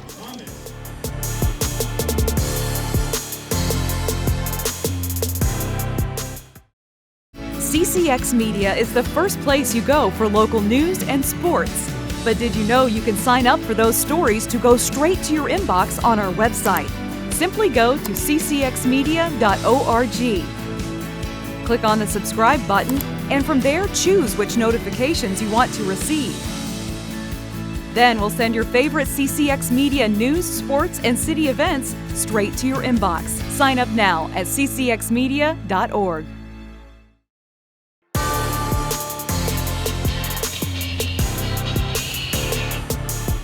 Welcome back. Champlin Park leading at 9-8 as Bass will step in to lead off the 5th here for the Huskies.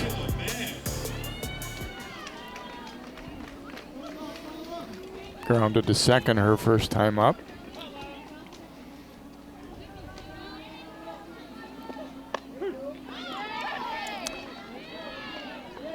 Well, if this inning follows suit with how this game's gone through the first 4 innings, we should see runners on and balls hit hard.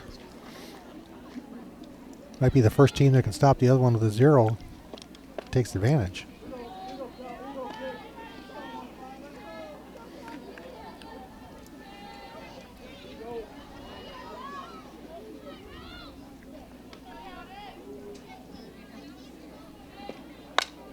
And this one well hit to center, but playable. Doing a turn or two out there, but Andrews able to stay with it and get the out. And so Clough will hit here for the Huskies. Off the left-hand batter's bat, kind of slices a little bit towards left field, but she made a nice adjustment on that and made it look like it was routine, but that was far from a routine catch. Well, Clough, I guess you'd say, overshadowed by like Semling. However, she is 3 for 3, a couple singles and a double. She has been the perfect top of the order hitter today for Andover, and we'll try and keep it going here.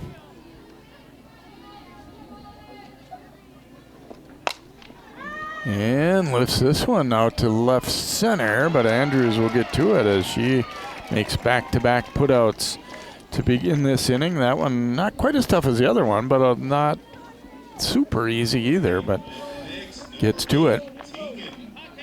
And Gross will be the batter now for the Huskies.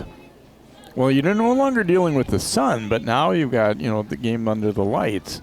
Get used to that part of it a little bit. And popped up. Solomon at the edge of the grass will make the catch, and a nice 1-2-3 inning for Iverson. Huskies in the 5th, no runs, no hits, no one left. We go to the bottom of 5, 9-8 Rebels.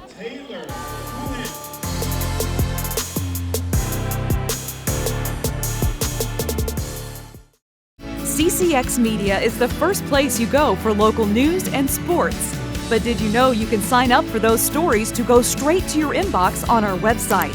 Simply go to ccxmedia.org. Click on the subscribe button, and from there choose which notifications you want to receive. Then we'll send your favorite CCX Media news, sports, and city events straight to your inbox. Sign up now at ccxmedia.org.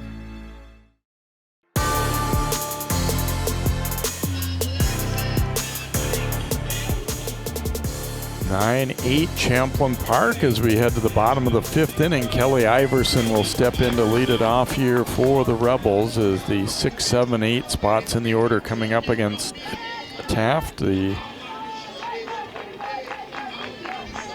pitcher for Huskies.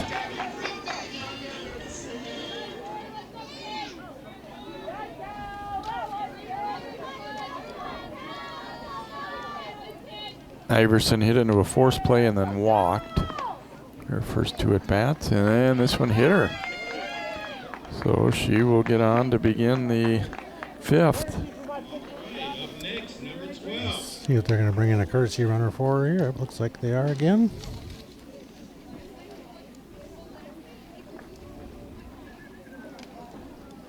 Quinn Reed will run. All right, kid running for Kelly Anderson, number 1, Quinn Reed. And it looks like that ball may have hit Gross a little bit. Maybe on the neck, it looks like, possibly.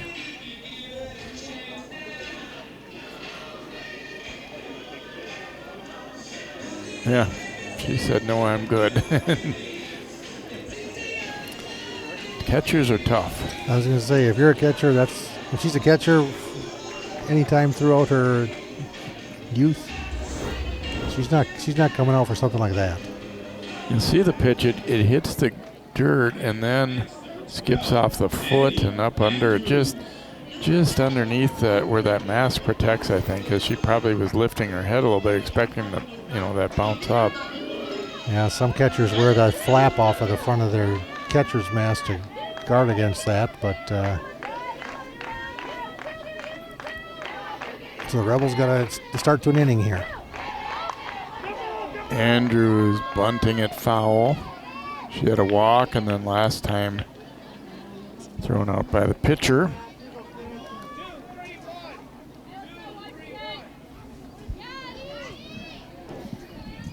Hasn't really been the need for a lot of strategy in this game in terms of, how about just go up and smash the ball is what's been happening, and again, bunting foul.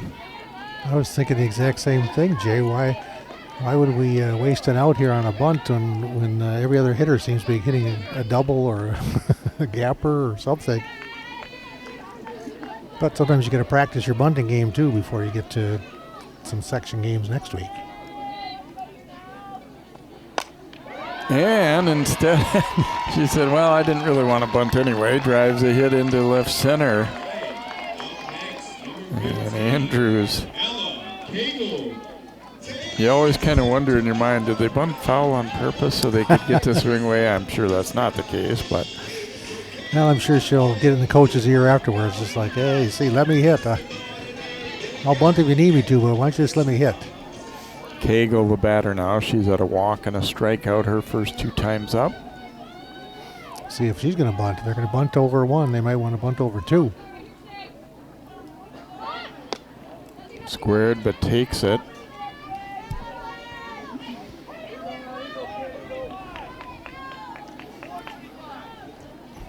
Coach Huberty had her infielders come in on the corners, anticipating a bunt situation perhaps.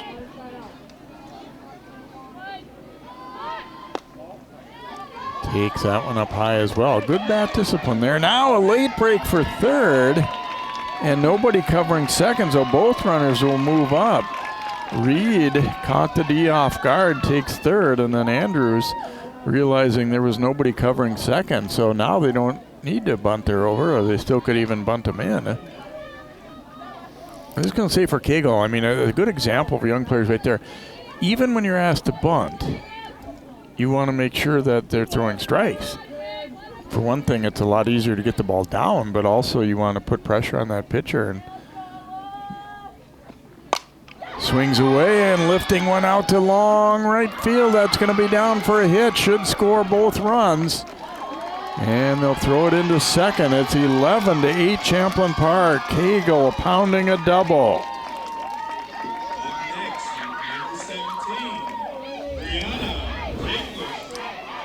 Got a pitch she could handle, drove it to the gap. Just seemed to be a little bit out of the reach for the fielder. Both runners read it well. 2 RBIs. We don't need to bunt, Coach. Just let us hit. And we're going to have a pinch hitter here as Brandon Jack will bat for the Rebels.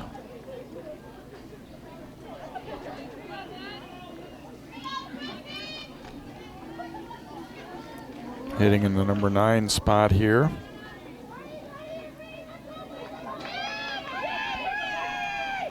One for 7 as a hitter and lost the bat on that swing.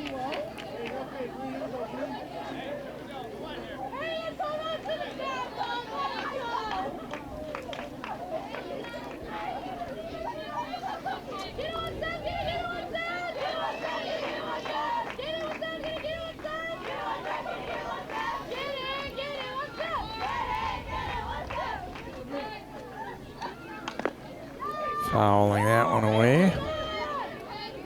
Boy, you just never can tell how many runs you're going to need in this kind of game, though, too. So you be greedy and keep on trying to score here. That is correct.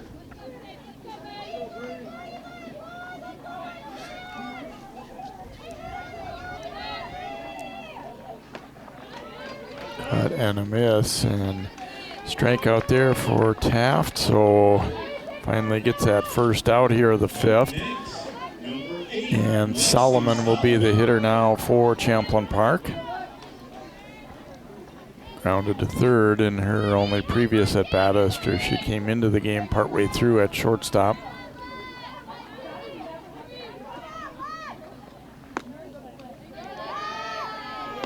And didn't miss by much. Yeah, and I think Taft, she took a little extra walk around. I don't think she was pleased that that one was not called a strike. Tapper foul.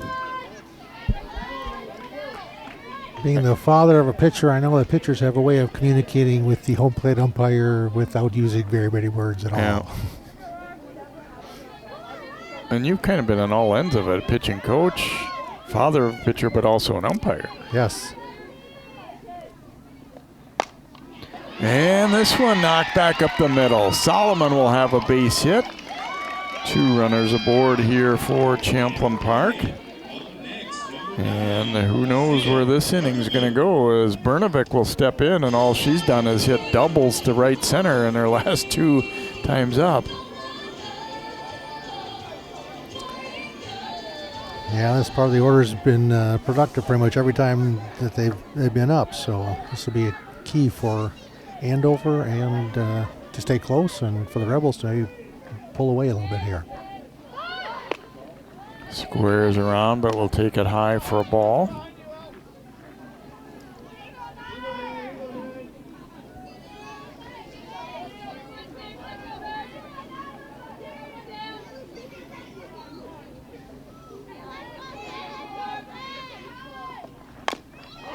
Little tapper. Bernovic really runs well. He easily beats that. So the bases will be loaded up.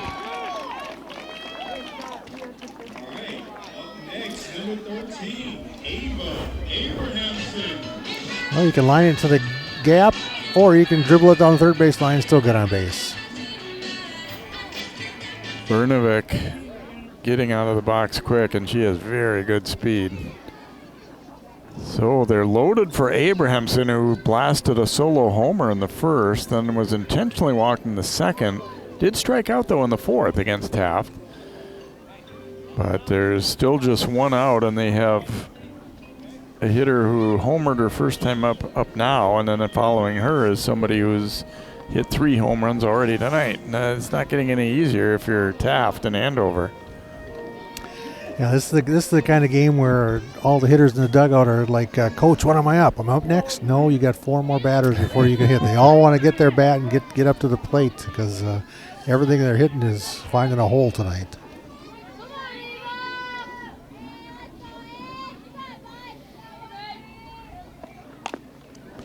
Fouls this one away.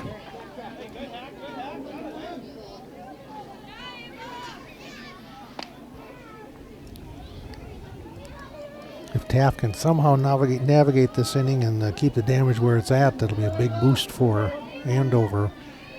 If the Rebels get a couple more, it'll lengthen out their 3-run lead.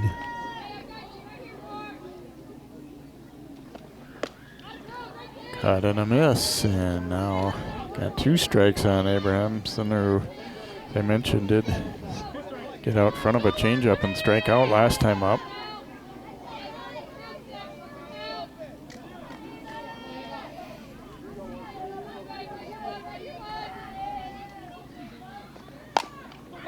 Knocks it to third. They're going to come home, but the throw is too late. It was wide, but I don't think they were going to get the out anyway there. No, I don't think so either. So a run scores to make it 12-8. Abrahamson will call that a fielder's choice. She gets a run batted in. I don't think it was a great decision to come home with that one, as it was going to be too late.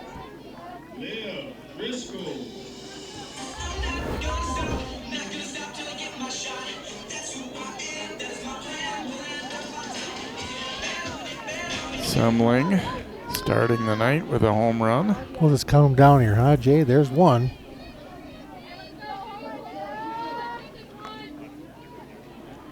Nope, there's two. She couldn't go 3 in a row, could she, Jay?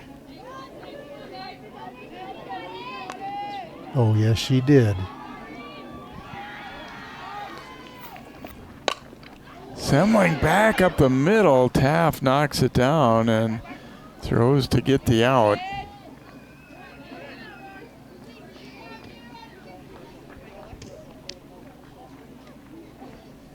And Taft, let's hope she's all right. Whew, that was hit hard.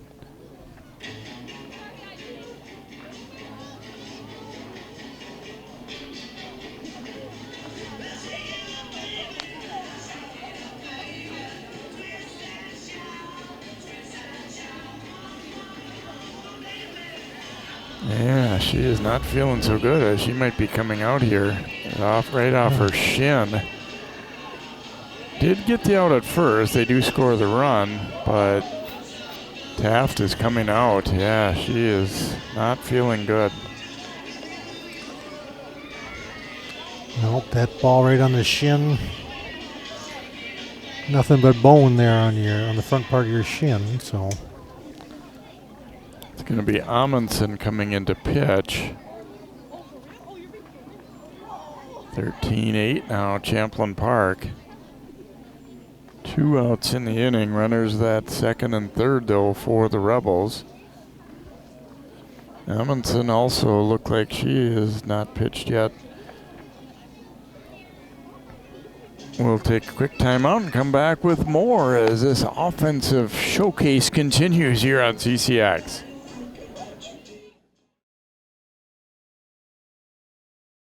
CCX Media is the first place you go for local news and sports. But did you know you can sign up for those stories to go straight to your inbox on our website? Simply go to ccxmedia.org. Click on the subscribe button, and from there choose which notifications you want to receive.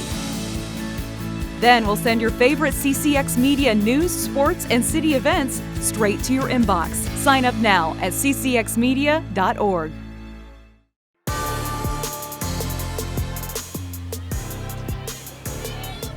Robinson stepping in here, facing Amundsen. Robinson walked her first time, but then bounced her to third, and then they come back into the pitcher, so she is kind of due here. Rebels put 4 on the board already here in the 5th. And that kind of night for the pitchers from both teams, even more so for Andover. And then Taft getting injured on that hard comebacker by Semling.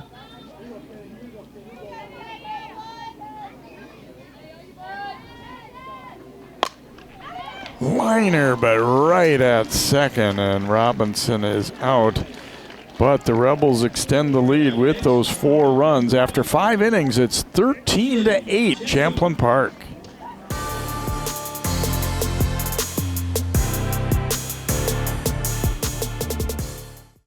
CCX Media is the first place you go for local news and sports. But did you know you can sign up for those stories to go straight to your inbox on our website? Simply go to ccxmedia.org. Click on the subscribe button, and from there choose which notifications you want to receive. Then we'll send your favorite CCX Media news, sports, and city events straight to your inbox. Sign up now at ccxmedia.org.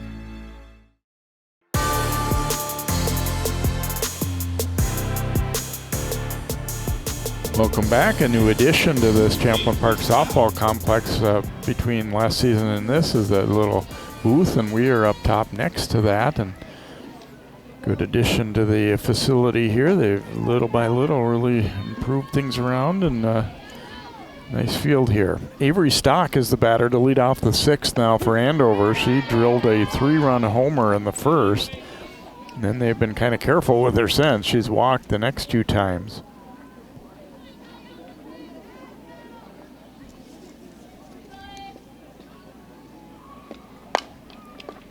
to second. Brnovik juggles it, but picks it up and gets the out. One gone here in the sixth. And with this 5-run lead, I mean, important to go right at Stock there. Yeah, she might hit the ball really hard, but you want to, keep these innings from becoming big innings. And Lily Larson will bat here in the 4 spot for the Huskies. Got to follow up with your point there, Jay. The first out of the inning is always getting the first batter on base is great for the offense, and getting the first batter of an inning out for the defense, that kind of sets the tone for the inning. Larson 0 for 3 as a hitter this year. Boy, a tough lineup to keep for Andover's flip-flop positions among a lot of players, partly with injury and then changing pitchers. And if you ask me at any given time who's at all 9 spots in the field, I don't think I could give you a quick, perfect answer. Between the two of us are probably 95% accurate on our book, right? Right. I hope so. The runs are the big thing. Yeah, that one fouled off the umpire, so catcher coming out to give the umpire a little time to recover. It's kind of the unspoken thing between the catcher and umpire. They both know what that feels like, and ouch, right off the mask. That can really ring your ears a little bit. Yep, been there, done that.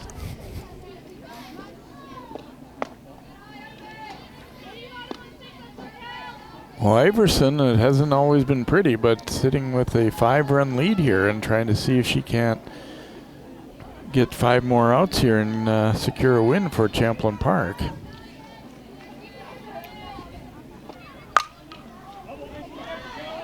On the left field line and foul.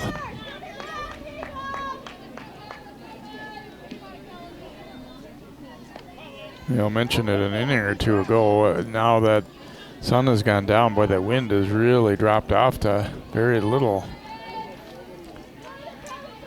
Yep, no more helpers up in the jet stream tonight. Cut and a miss, and Iverson gets the strikeout. Just her second of the game, but she liked that one. That's out number 2. And Edmondson will bat here for the Huskies.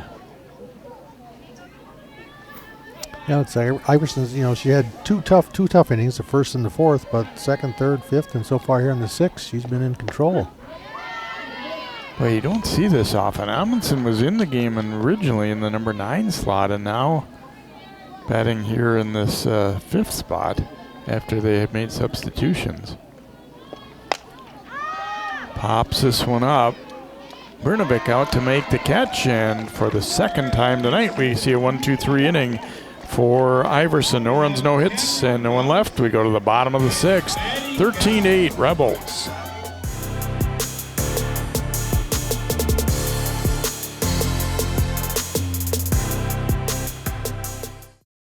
CCX Media is the first place you go for local news and sports. But did you know you can sign up for those stories to go straight to your inbox on our website? Simply go to ccxmedia.org. Click on the subscribe button, and from there choose which notifications you want to receive. Then we'll send your favorite CCX Media news, sports, and city events straight to your inbox. Sign up now at ccxmedia.org.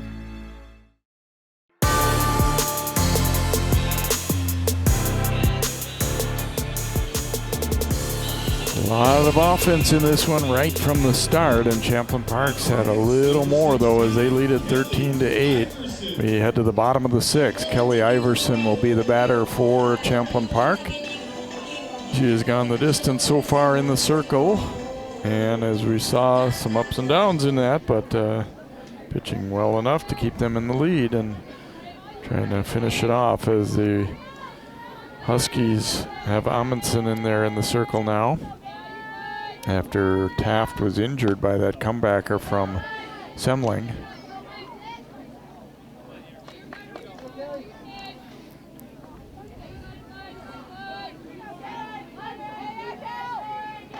Iverson last time was hit by a pitch.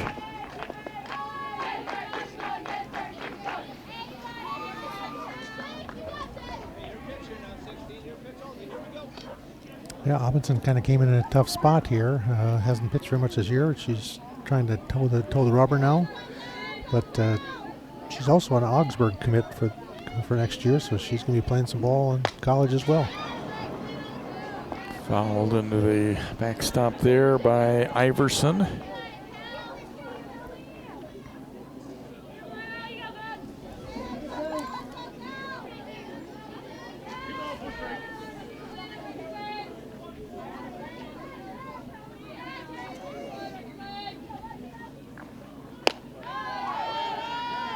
Just up high there for ball.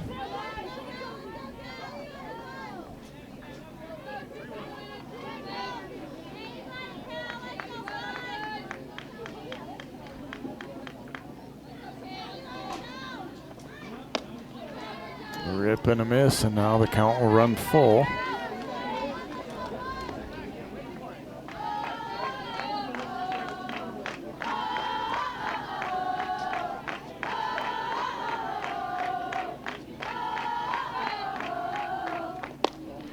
And there's ball 4. Iverson works out a walk. She's on for the 3rd time tonight, and Reed presumably is going to come out to run for her again. We'll see. Yep. It's not often you get to be the courtesy runner and you're on base. Three out of the 4 times you're the person you're running for is on base. Andrews the batter now. Had a walk and a single and a ground out, so scored twice.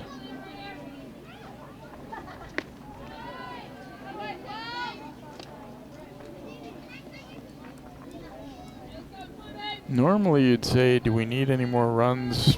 Probably not, but you never know on this one, so 5 runs might not feel secure. Try to score a couple more here in the 6th. Yeah, the Rebels batting coach is probably saying, let's just keep this going. Keep these hits a-coming.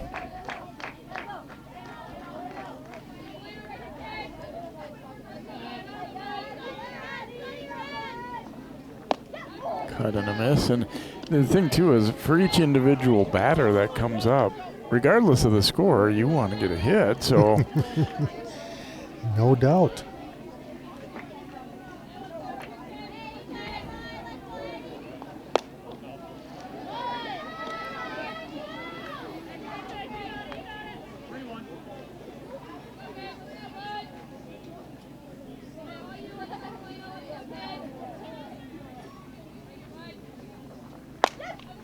And a little flare. That one is going to be down. They might have a play at second, though. Oh, close, but safe.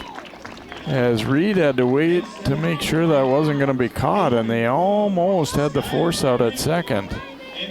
Yeah, when I looked at it with the naked eye, it looked like she was a little bit too conservative there with where that ball was. I would agree, and I'm not so sure she was safe here either. Yeah, I guess maybe she was. He had a good look at it too. Those are a little bit tougher when it's a dive in and a catch on a force play, but looked like they did get it right.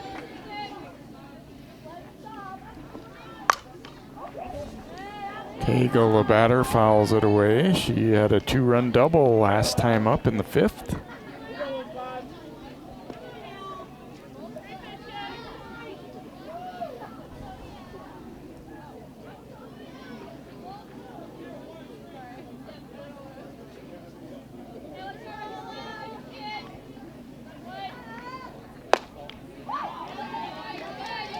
Pitch missing there. As I mentioned earlier, the umpire is resisting the urge to widen the zone with as long of a game as we have much offense. He's stuck with his original zone. Yeah, it's consistency is key when you're a home plate umpire.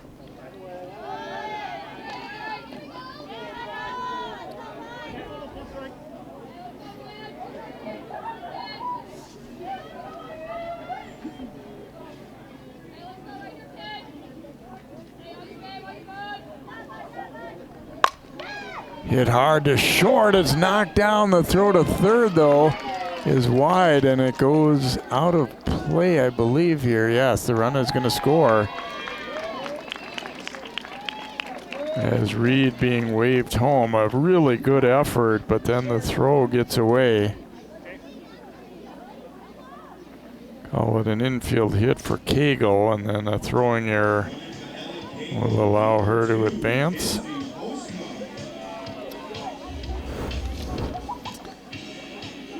That's a heck of a stop. Yeah. And that throw. And then they were kind of unfortunate that it happened to miss all of the fencing there and get out of play. Yeah, it was a great effort there by the shortstop to knock the ball down. A little tough to throw from your stomach to get a good throw, but when you're behind by a few runs, you take a chance there, try to make a great play. Instead, the Rebels have the bases loaded. I'm sorry, second and third and one run in. Nestos, the batter, liner to first, and they get the out, but then not the next one. So one out. By the way, we had a runner coming in at second, was Kinsey Postma to replace Cagle. Solomon will be the hitter. Still second and third, now one out.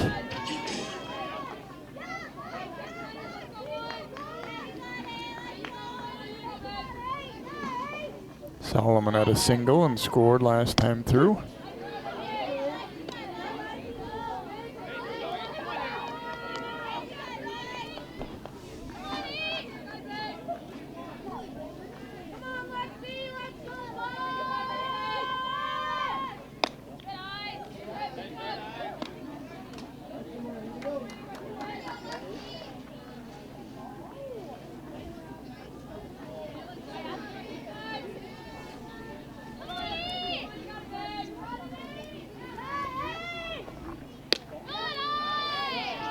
That one hung up high. 2-1 count here to Solomon.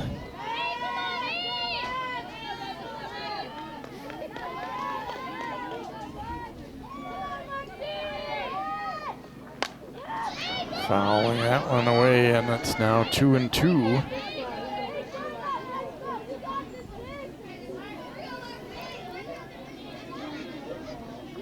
Sure, the Rebels would like to get these two to make the top of the seventh a little bit easier to close it out. And on the opposite end, the Huskies want to get these out and give themselves a chance. Or, if you're real greedy, if you're the Rebels, you say, we get 4 runs this inning, we don't have to go to the top of the seventh inning. And the way this game's been going, that's probably as good of an option as anything else that I talked about. And that one into right field will score a pair, make it 16-8 as Solomon with her second straight hit. Up next, number 9, Sid Bernovic. And they're going to bring Bernovic to the plate, who is 3 for 4.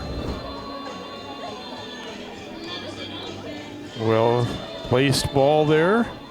Got enough of it to really leave no chance to get it for the first baseman there. So Bernovic, who doubled in the second and the fourth, and then had that infield hit last time where she hit it just a little chopper that didn't go very far, but she easily beat the throw. Well, Jay, you may have been clairvoyant where Rebels are at 16 and they've got the 17th and 18th run on the base paths. Bluff the bunt there, Solomon going back, and then got 2 pretty fierce sluggers coming up after Bernovic too. For those at home that don't remember, there is a 10-run rule in high school softball.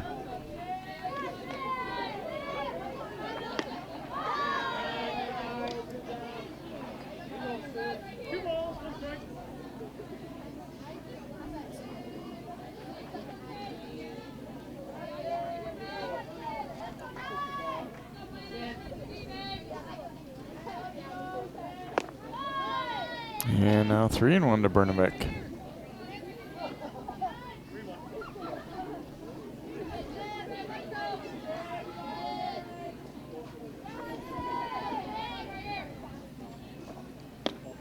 And she draws a walk. I'm going to call that an unselfish at bat for Bernovic. Yeah, she would love to have swung the bat there, but she knows, you know, for the team, you keep things going. Actually, we're not going to see Abramson bat here. Olivia Driscoll will be the batter, number 5.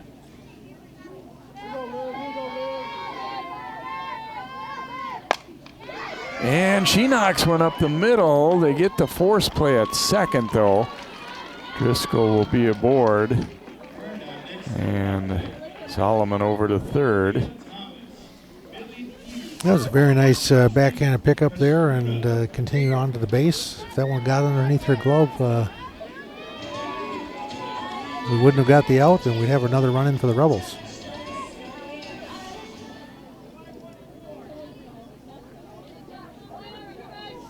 Semling is going to bat. 3 home runs in her first 3 at bats, and then last time drove in a run with the hard comebacker that knocked Taft out of the game, hit her in the shin.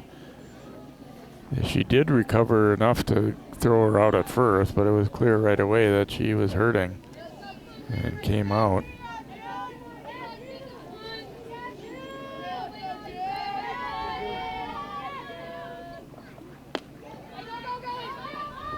Runner goes from first to second, Driscoll there, and they concede that. They're not want to give Semling anything too great to hit here, I'm sure. 2-0.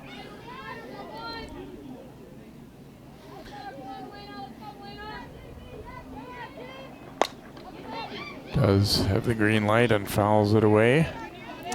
Yeah, I think this wasn't. This was like a section game or something like that with the two runs ahead of her. I think you might put her on because her run wouldn't matter in a 10-run situation. This is a runner on second and third score.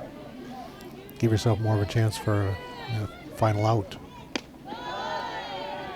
Takes that one up high.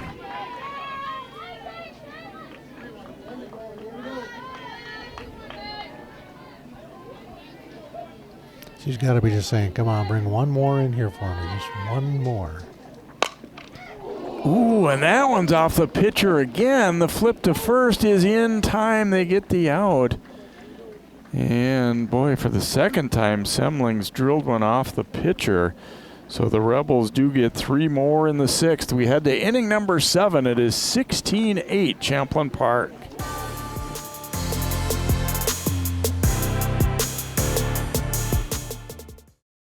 CCX Media is the first place you go for local news and sports. But did you know you can sign up for those stories to go straight to your inbox on our website? Simply go to ccxmedia.org. Click on the subscribe button, and from there choose which notifications you want to receive. Then we'll send your favorite CCX Media news, sports, and city events straight to your inbox. Sign up now at ccxmedia.org.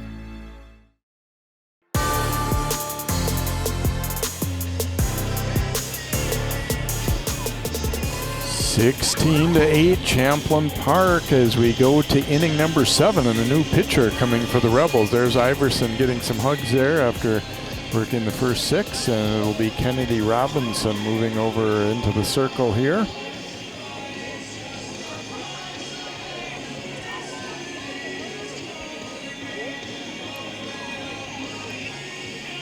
Looks like the DP Semling's coming in to play third base with Robinson moving from third to pitcher.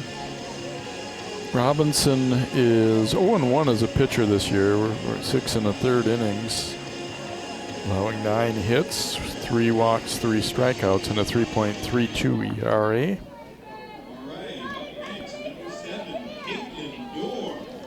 And a pinch hitter here is Caitlin Dorr will bat for Blease. Boy, everybody pretty much getting in tonight in one fashion or another for these teams.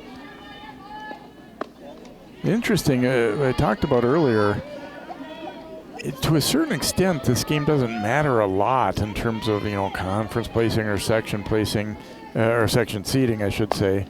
And it's kind of been treated that way, it seems. We mentioned to start tonight that neither team was pitching their, kind of number 1 pitcher, if you will.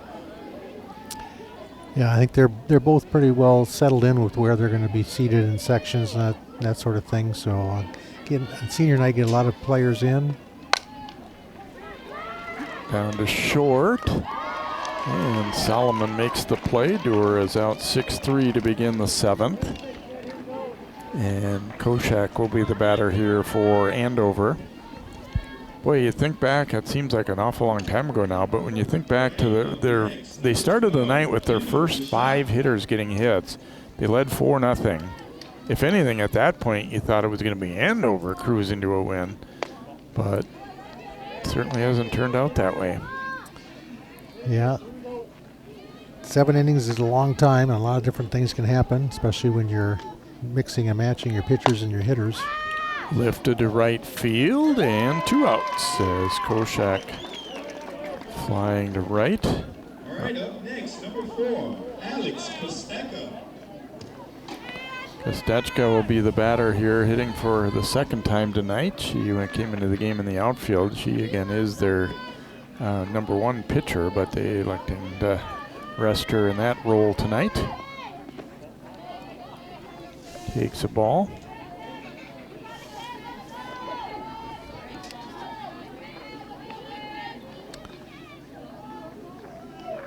Kostecka may be pitching tomorrow night, their last regular season game against Stillwater. To be ready for sections. Lifted to right, drug over, but can't get it. And that's going to be a double. Andover is not done yet.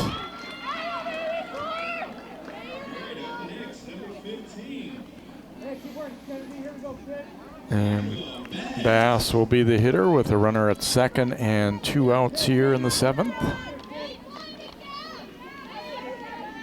Well, I think this is a game where the hitters are going to love to look at their statistics after this game, and the pitchers are going to say, well, not so much so.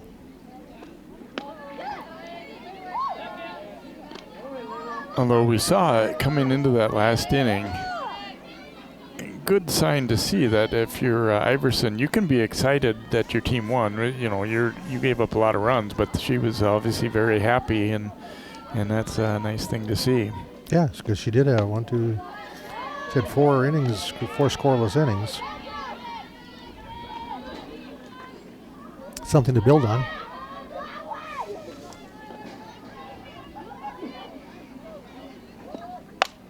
Bass slicing it foul and out of play down the left field side.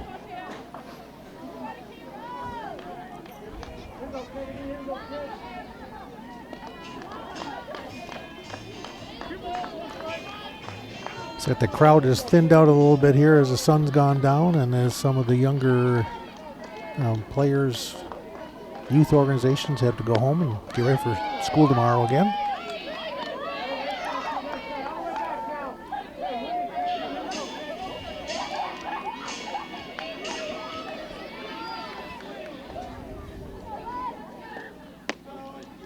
And ball 4 as Bass will draw a walk.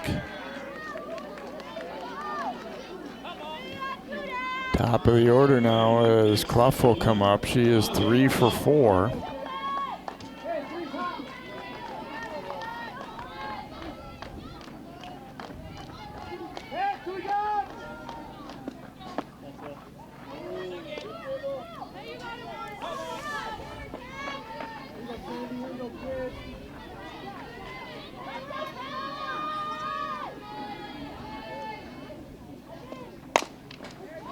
Up the middle, that one's going to get through for a hit, and a run will score as the Huskies down to their last out, but not conceding anything as Clough gets her 4th hit of the game.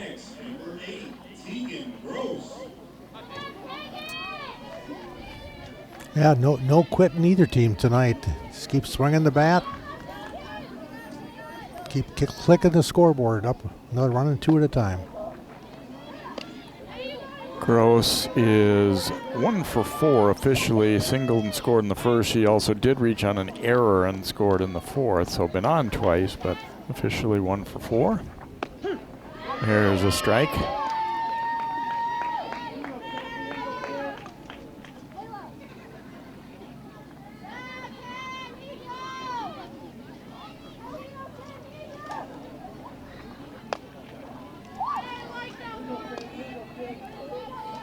Yeah, we mentioned Iverson, gave up a lot of early runs and all that, but did retire the last 7 batters she faced, so it kind of helped solidify that lead once they continued to score those runs. Yeah, she settled down nicely and was able to get outs when she needed them. There's a strike. Now full count here to Gross. Robinson trying to nail this one down for the Rebels.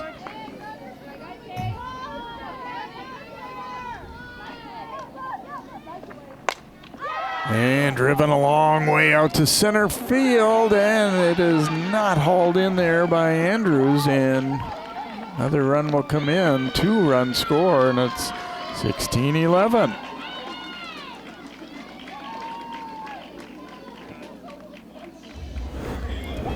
Andrews seemed to get a little bit of a beat on this one. I thought she was going to catch it, but I don't know if she lost it in the lights, but couldn't bring it in. Yeah, it looked like lost the last couple of feet there. Yeah, from up here, it certainly looked like she had read it and was going to make that play, but ooh, Stock turns on that one and hits it a long way.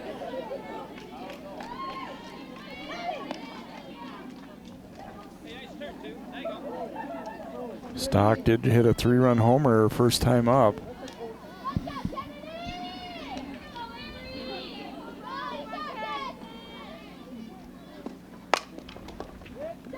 To second, juggled, but Brnovik recovers to get the out, and the game is over as Champlin Park will hang on for the wild 16-11 win. Huskies do come up with 3 runs in the top of the 7th, but the deficit was too big. They can't make it up, and Champlin Park will secure the victory here, their 11th win of the season after they lost twice to Andover earlier in the season. Best of luck to both these teams in their last regular season game, and then as they head into section play next week.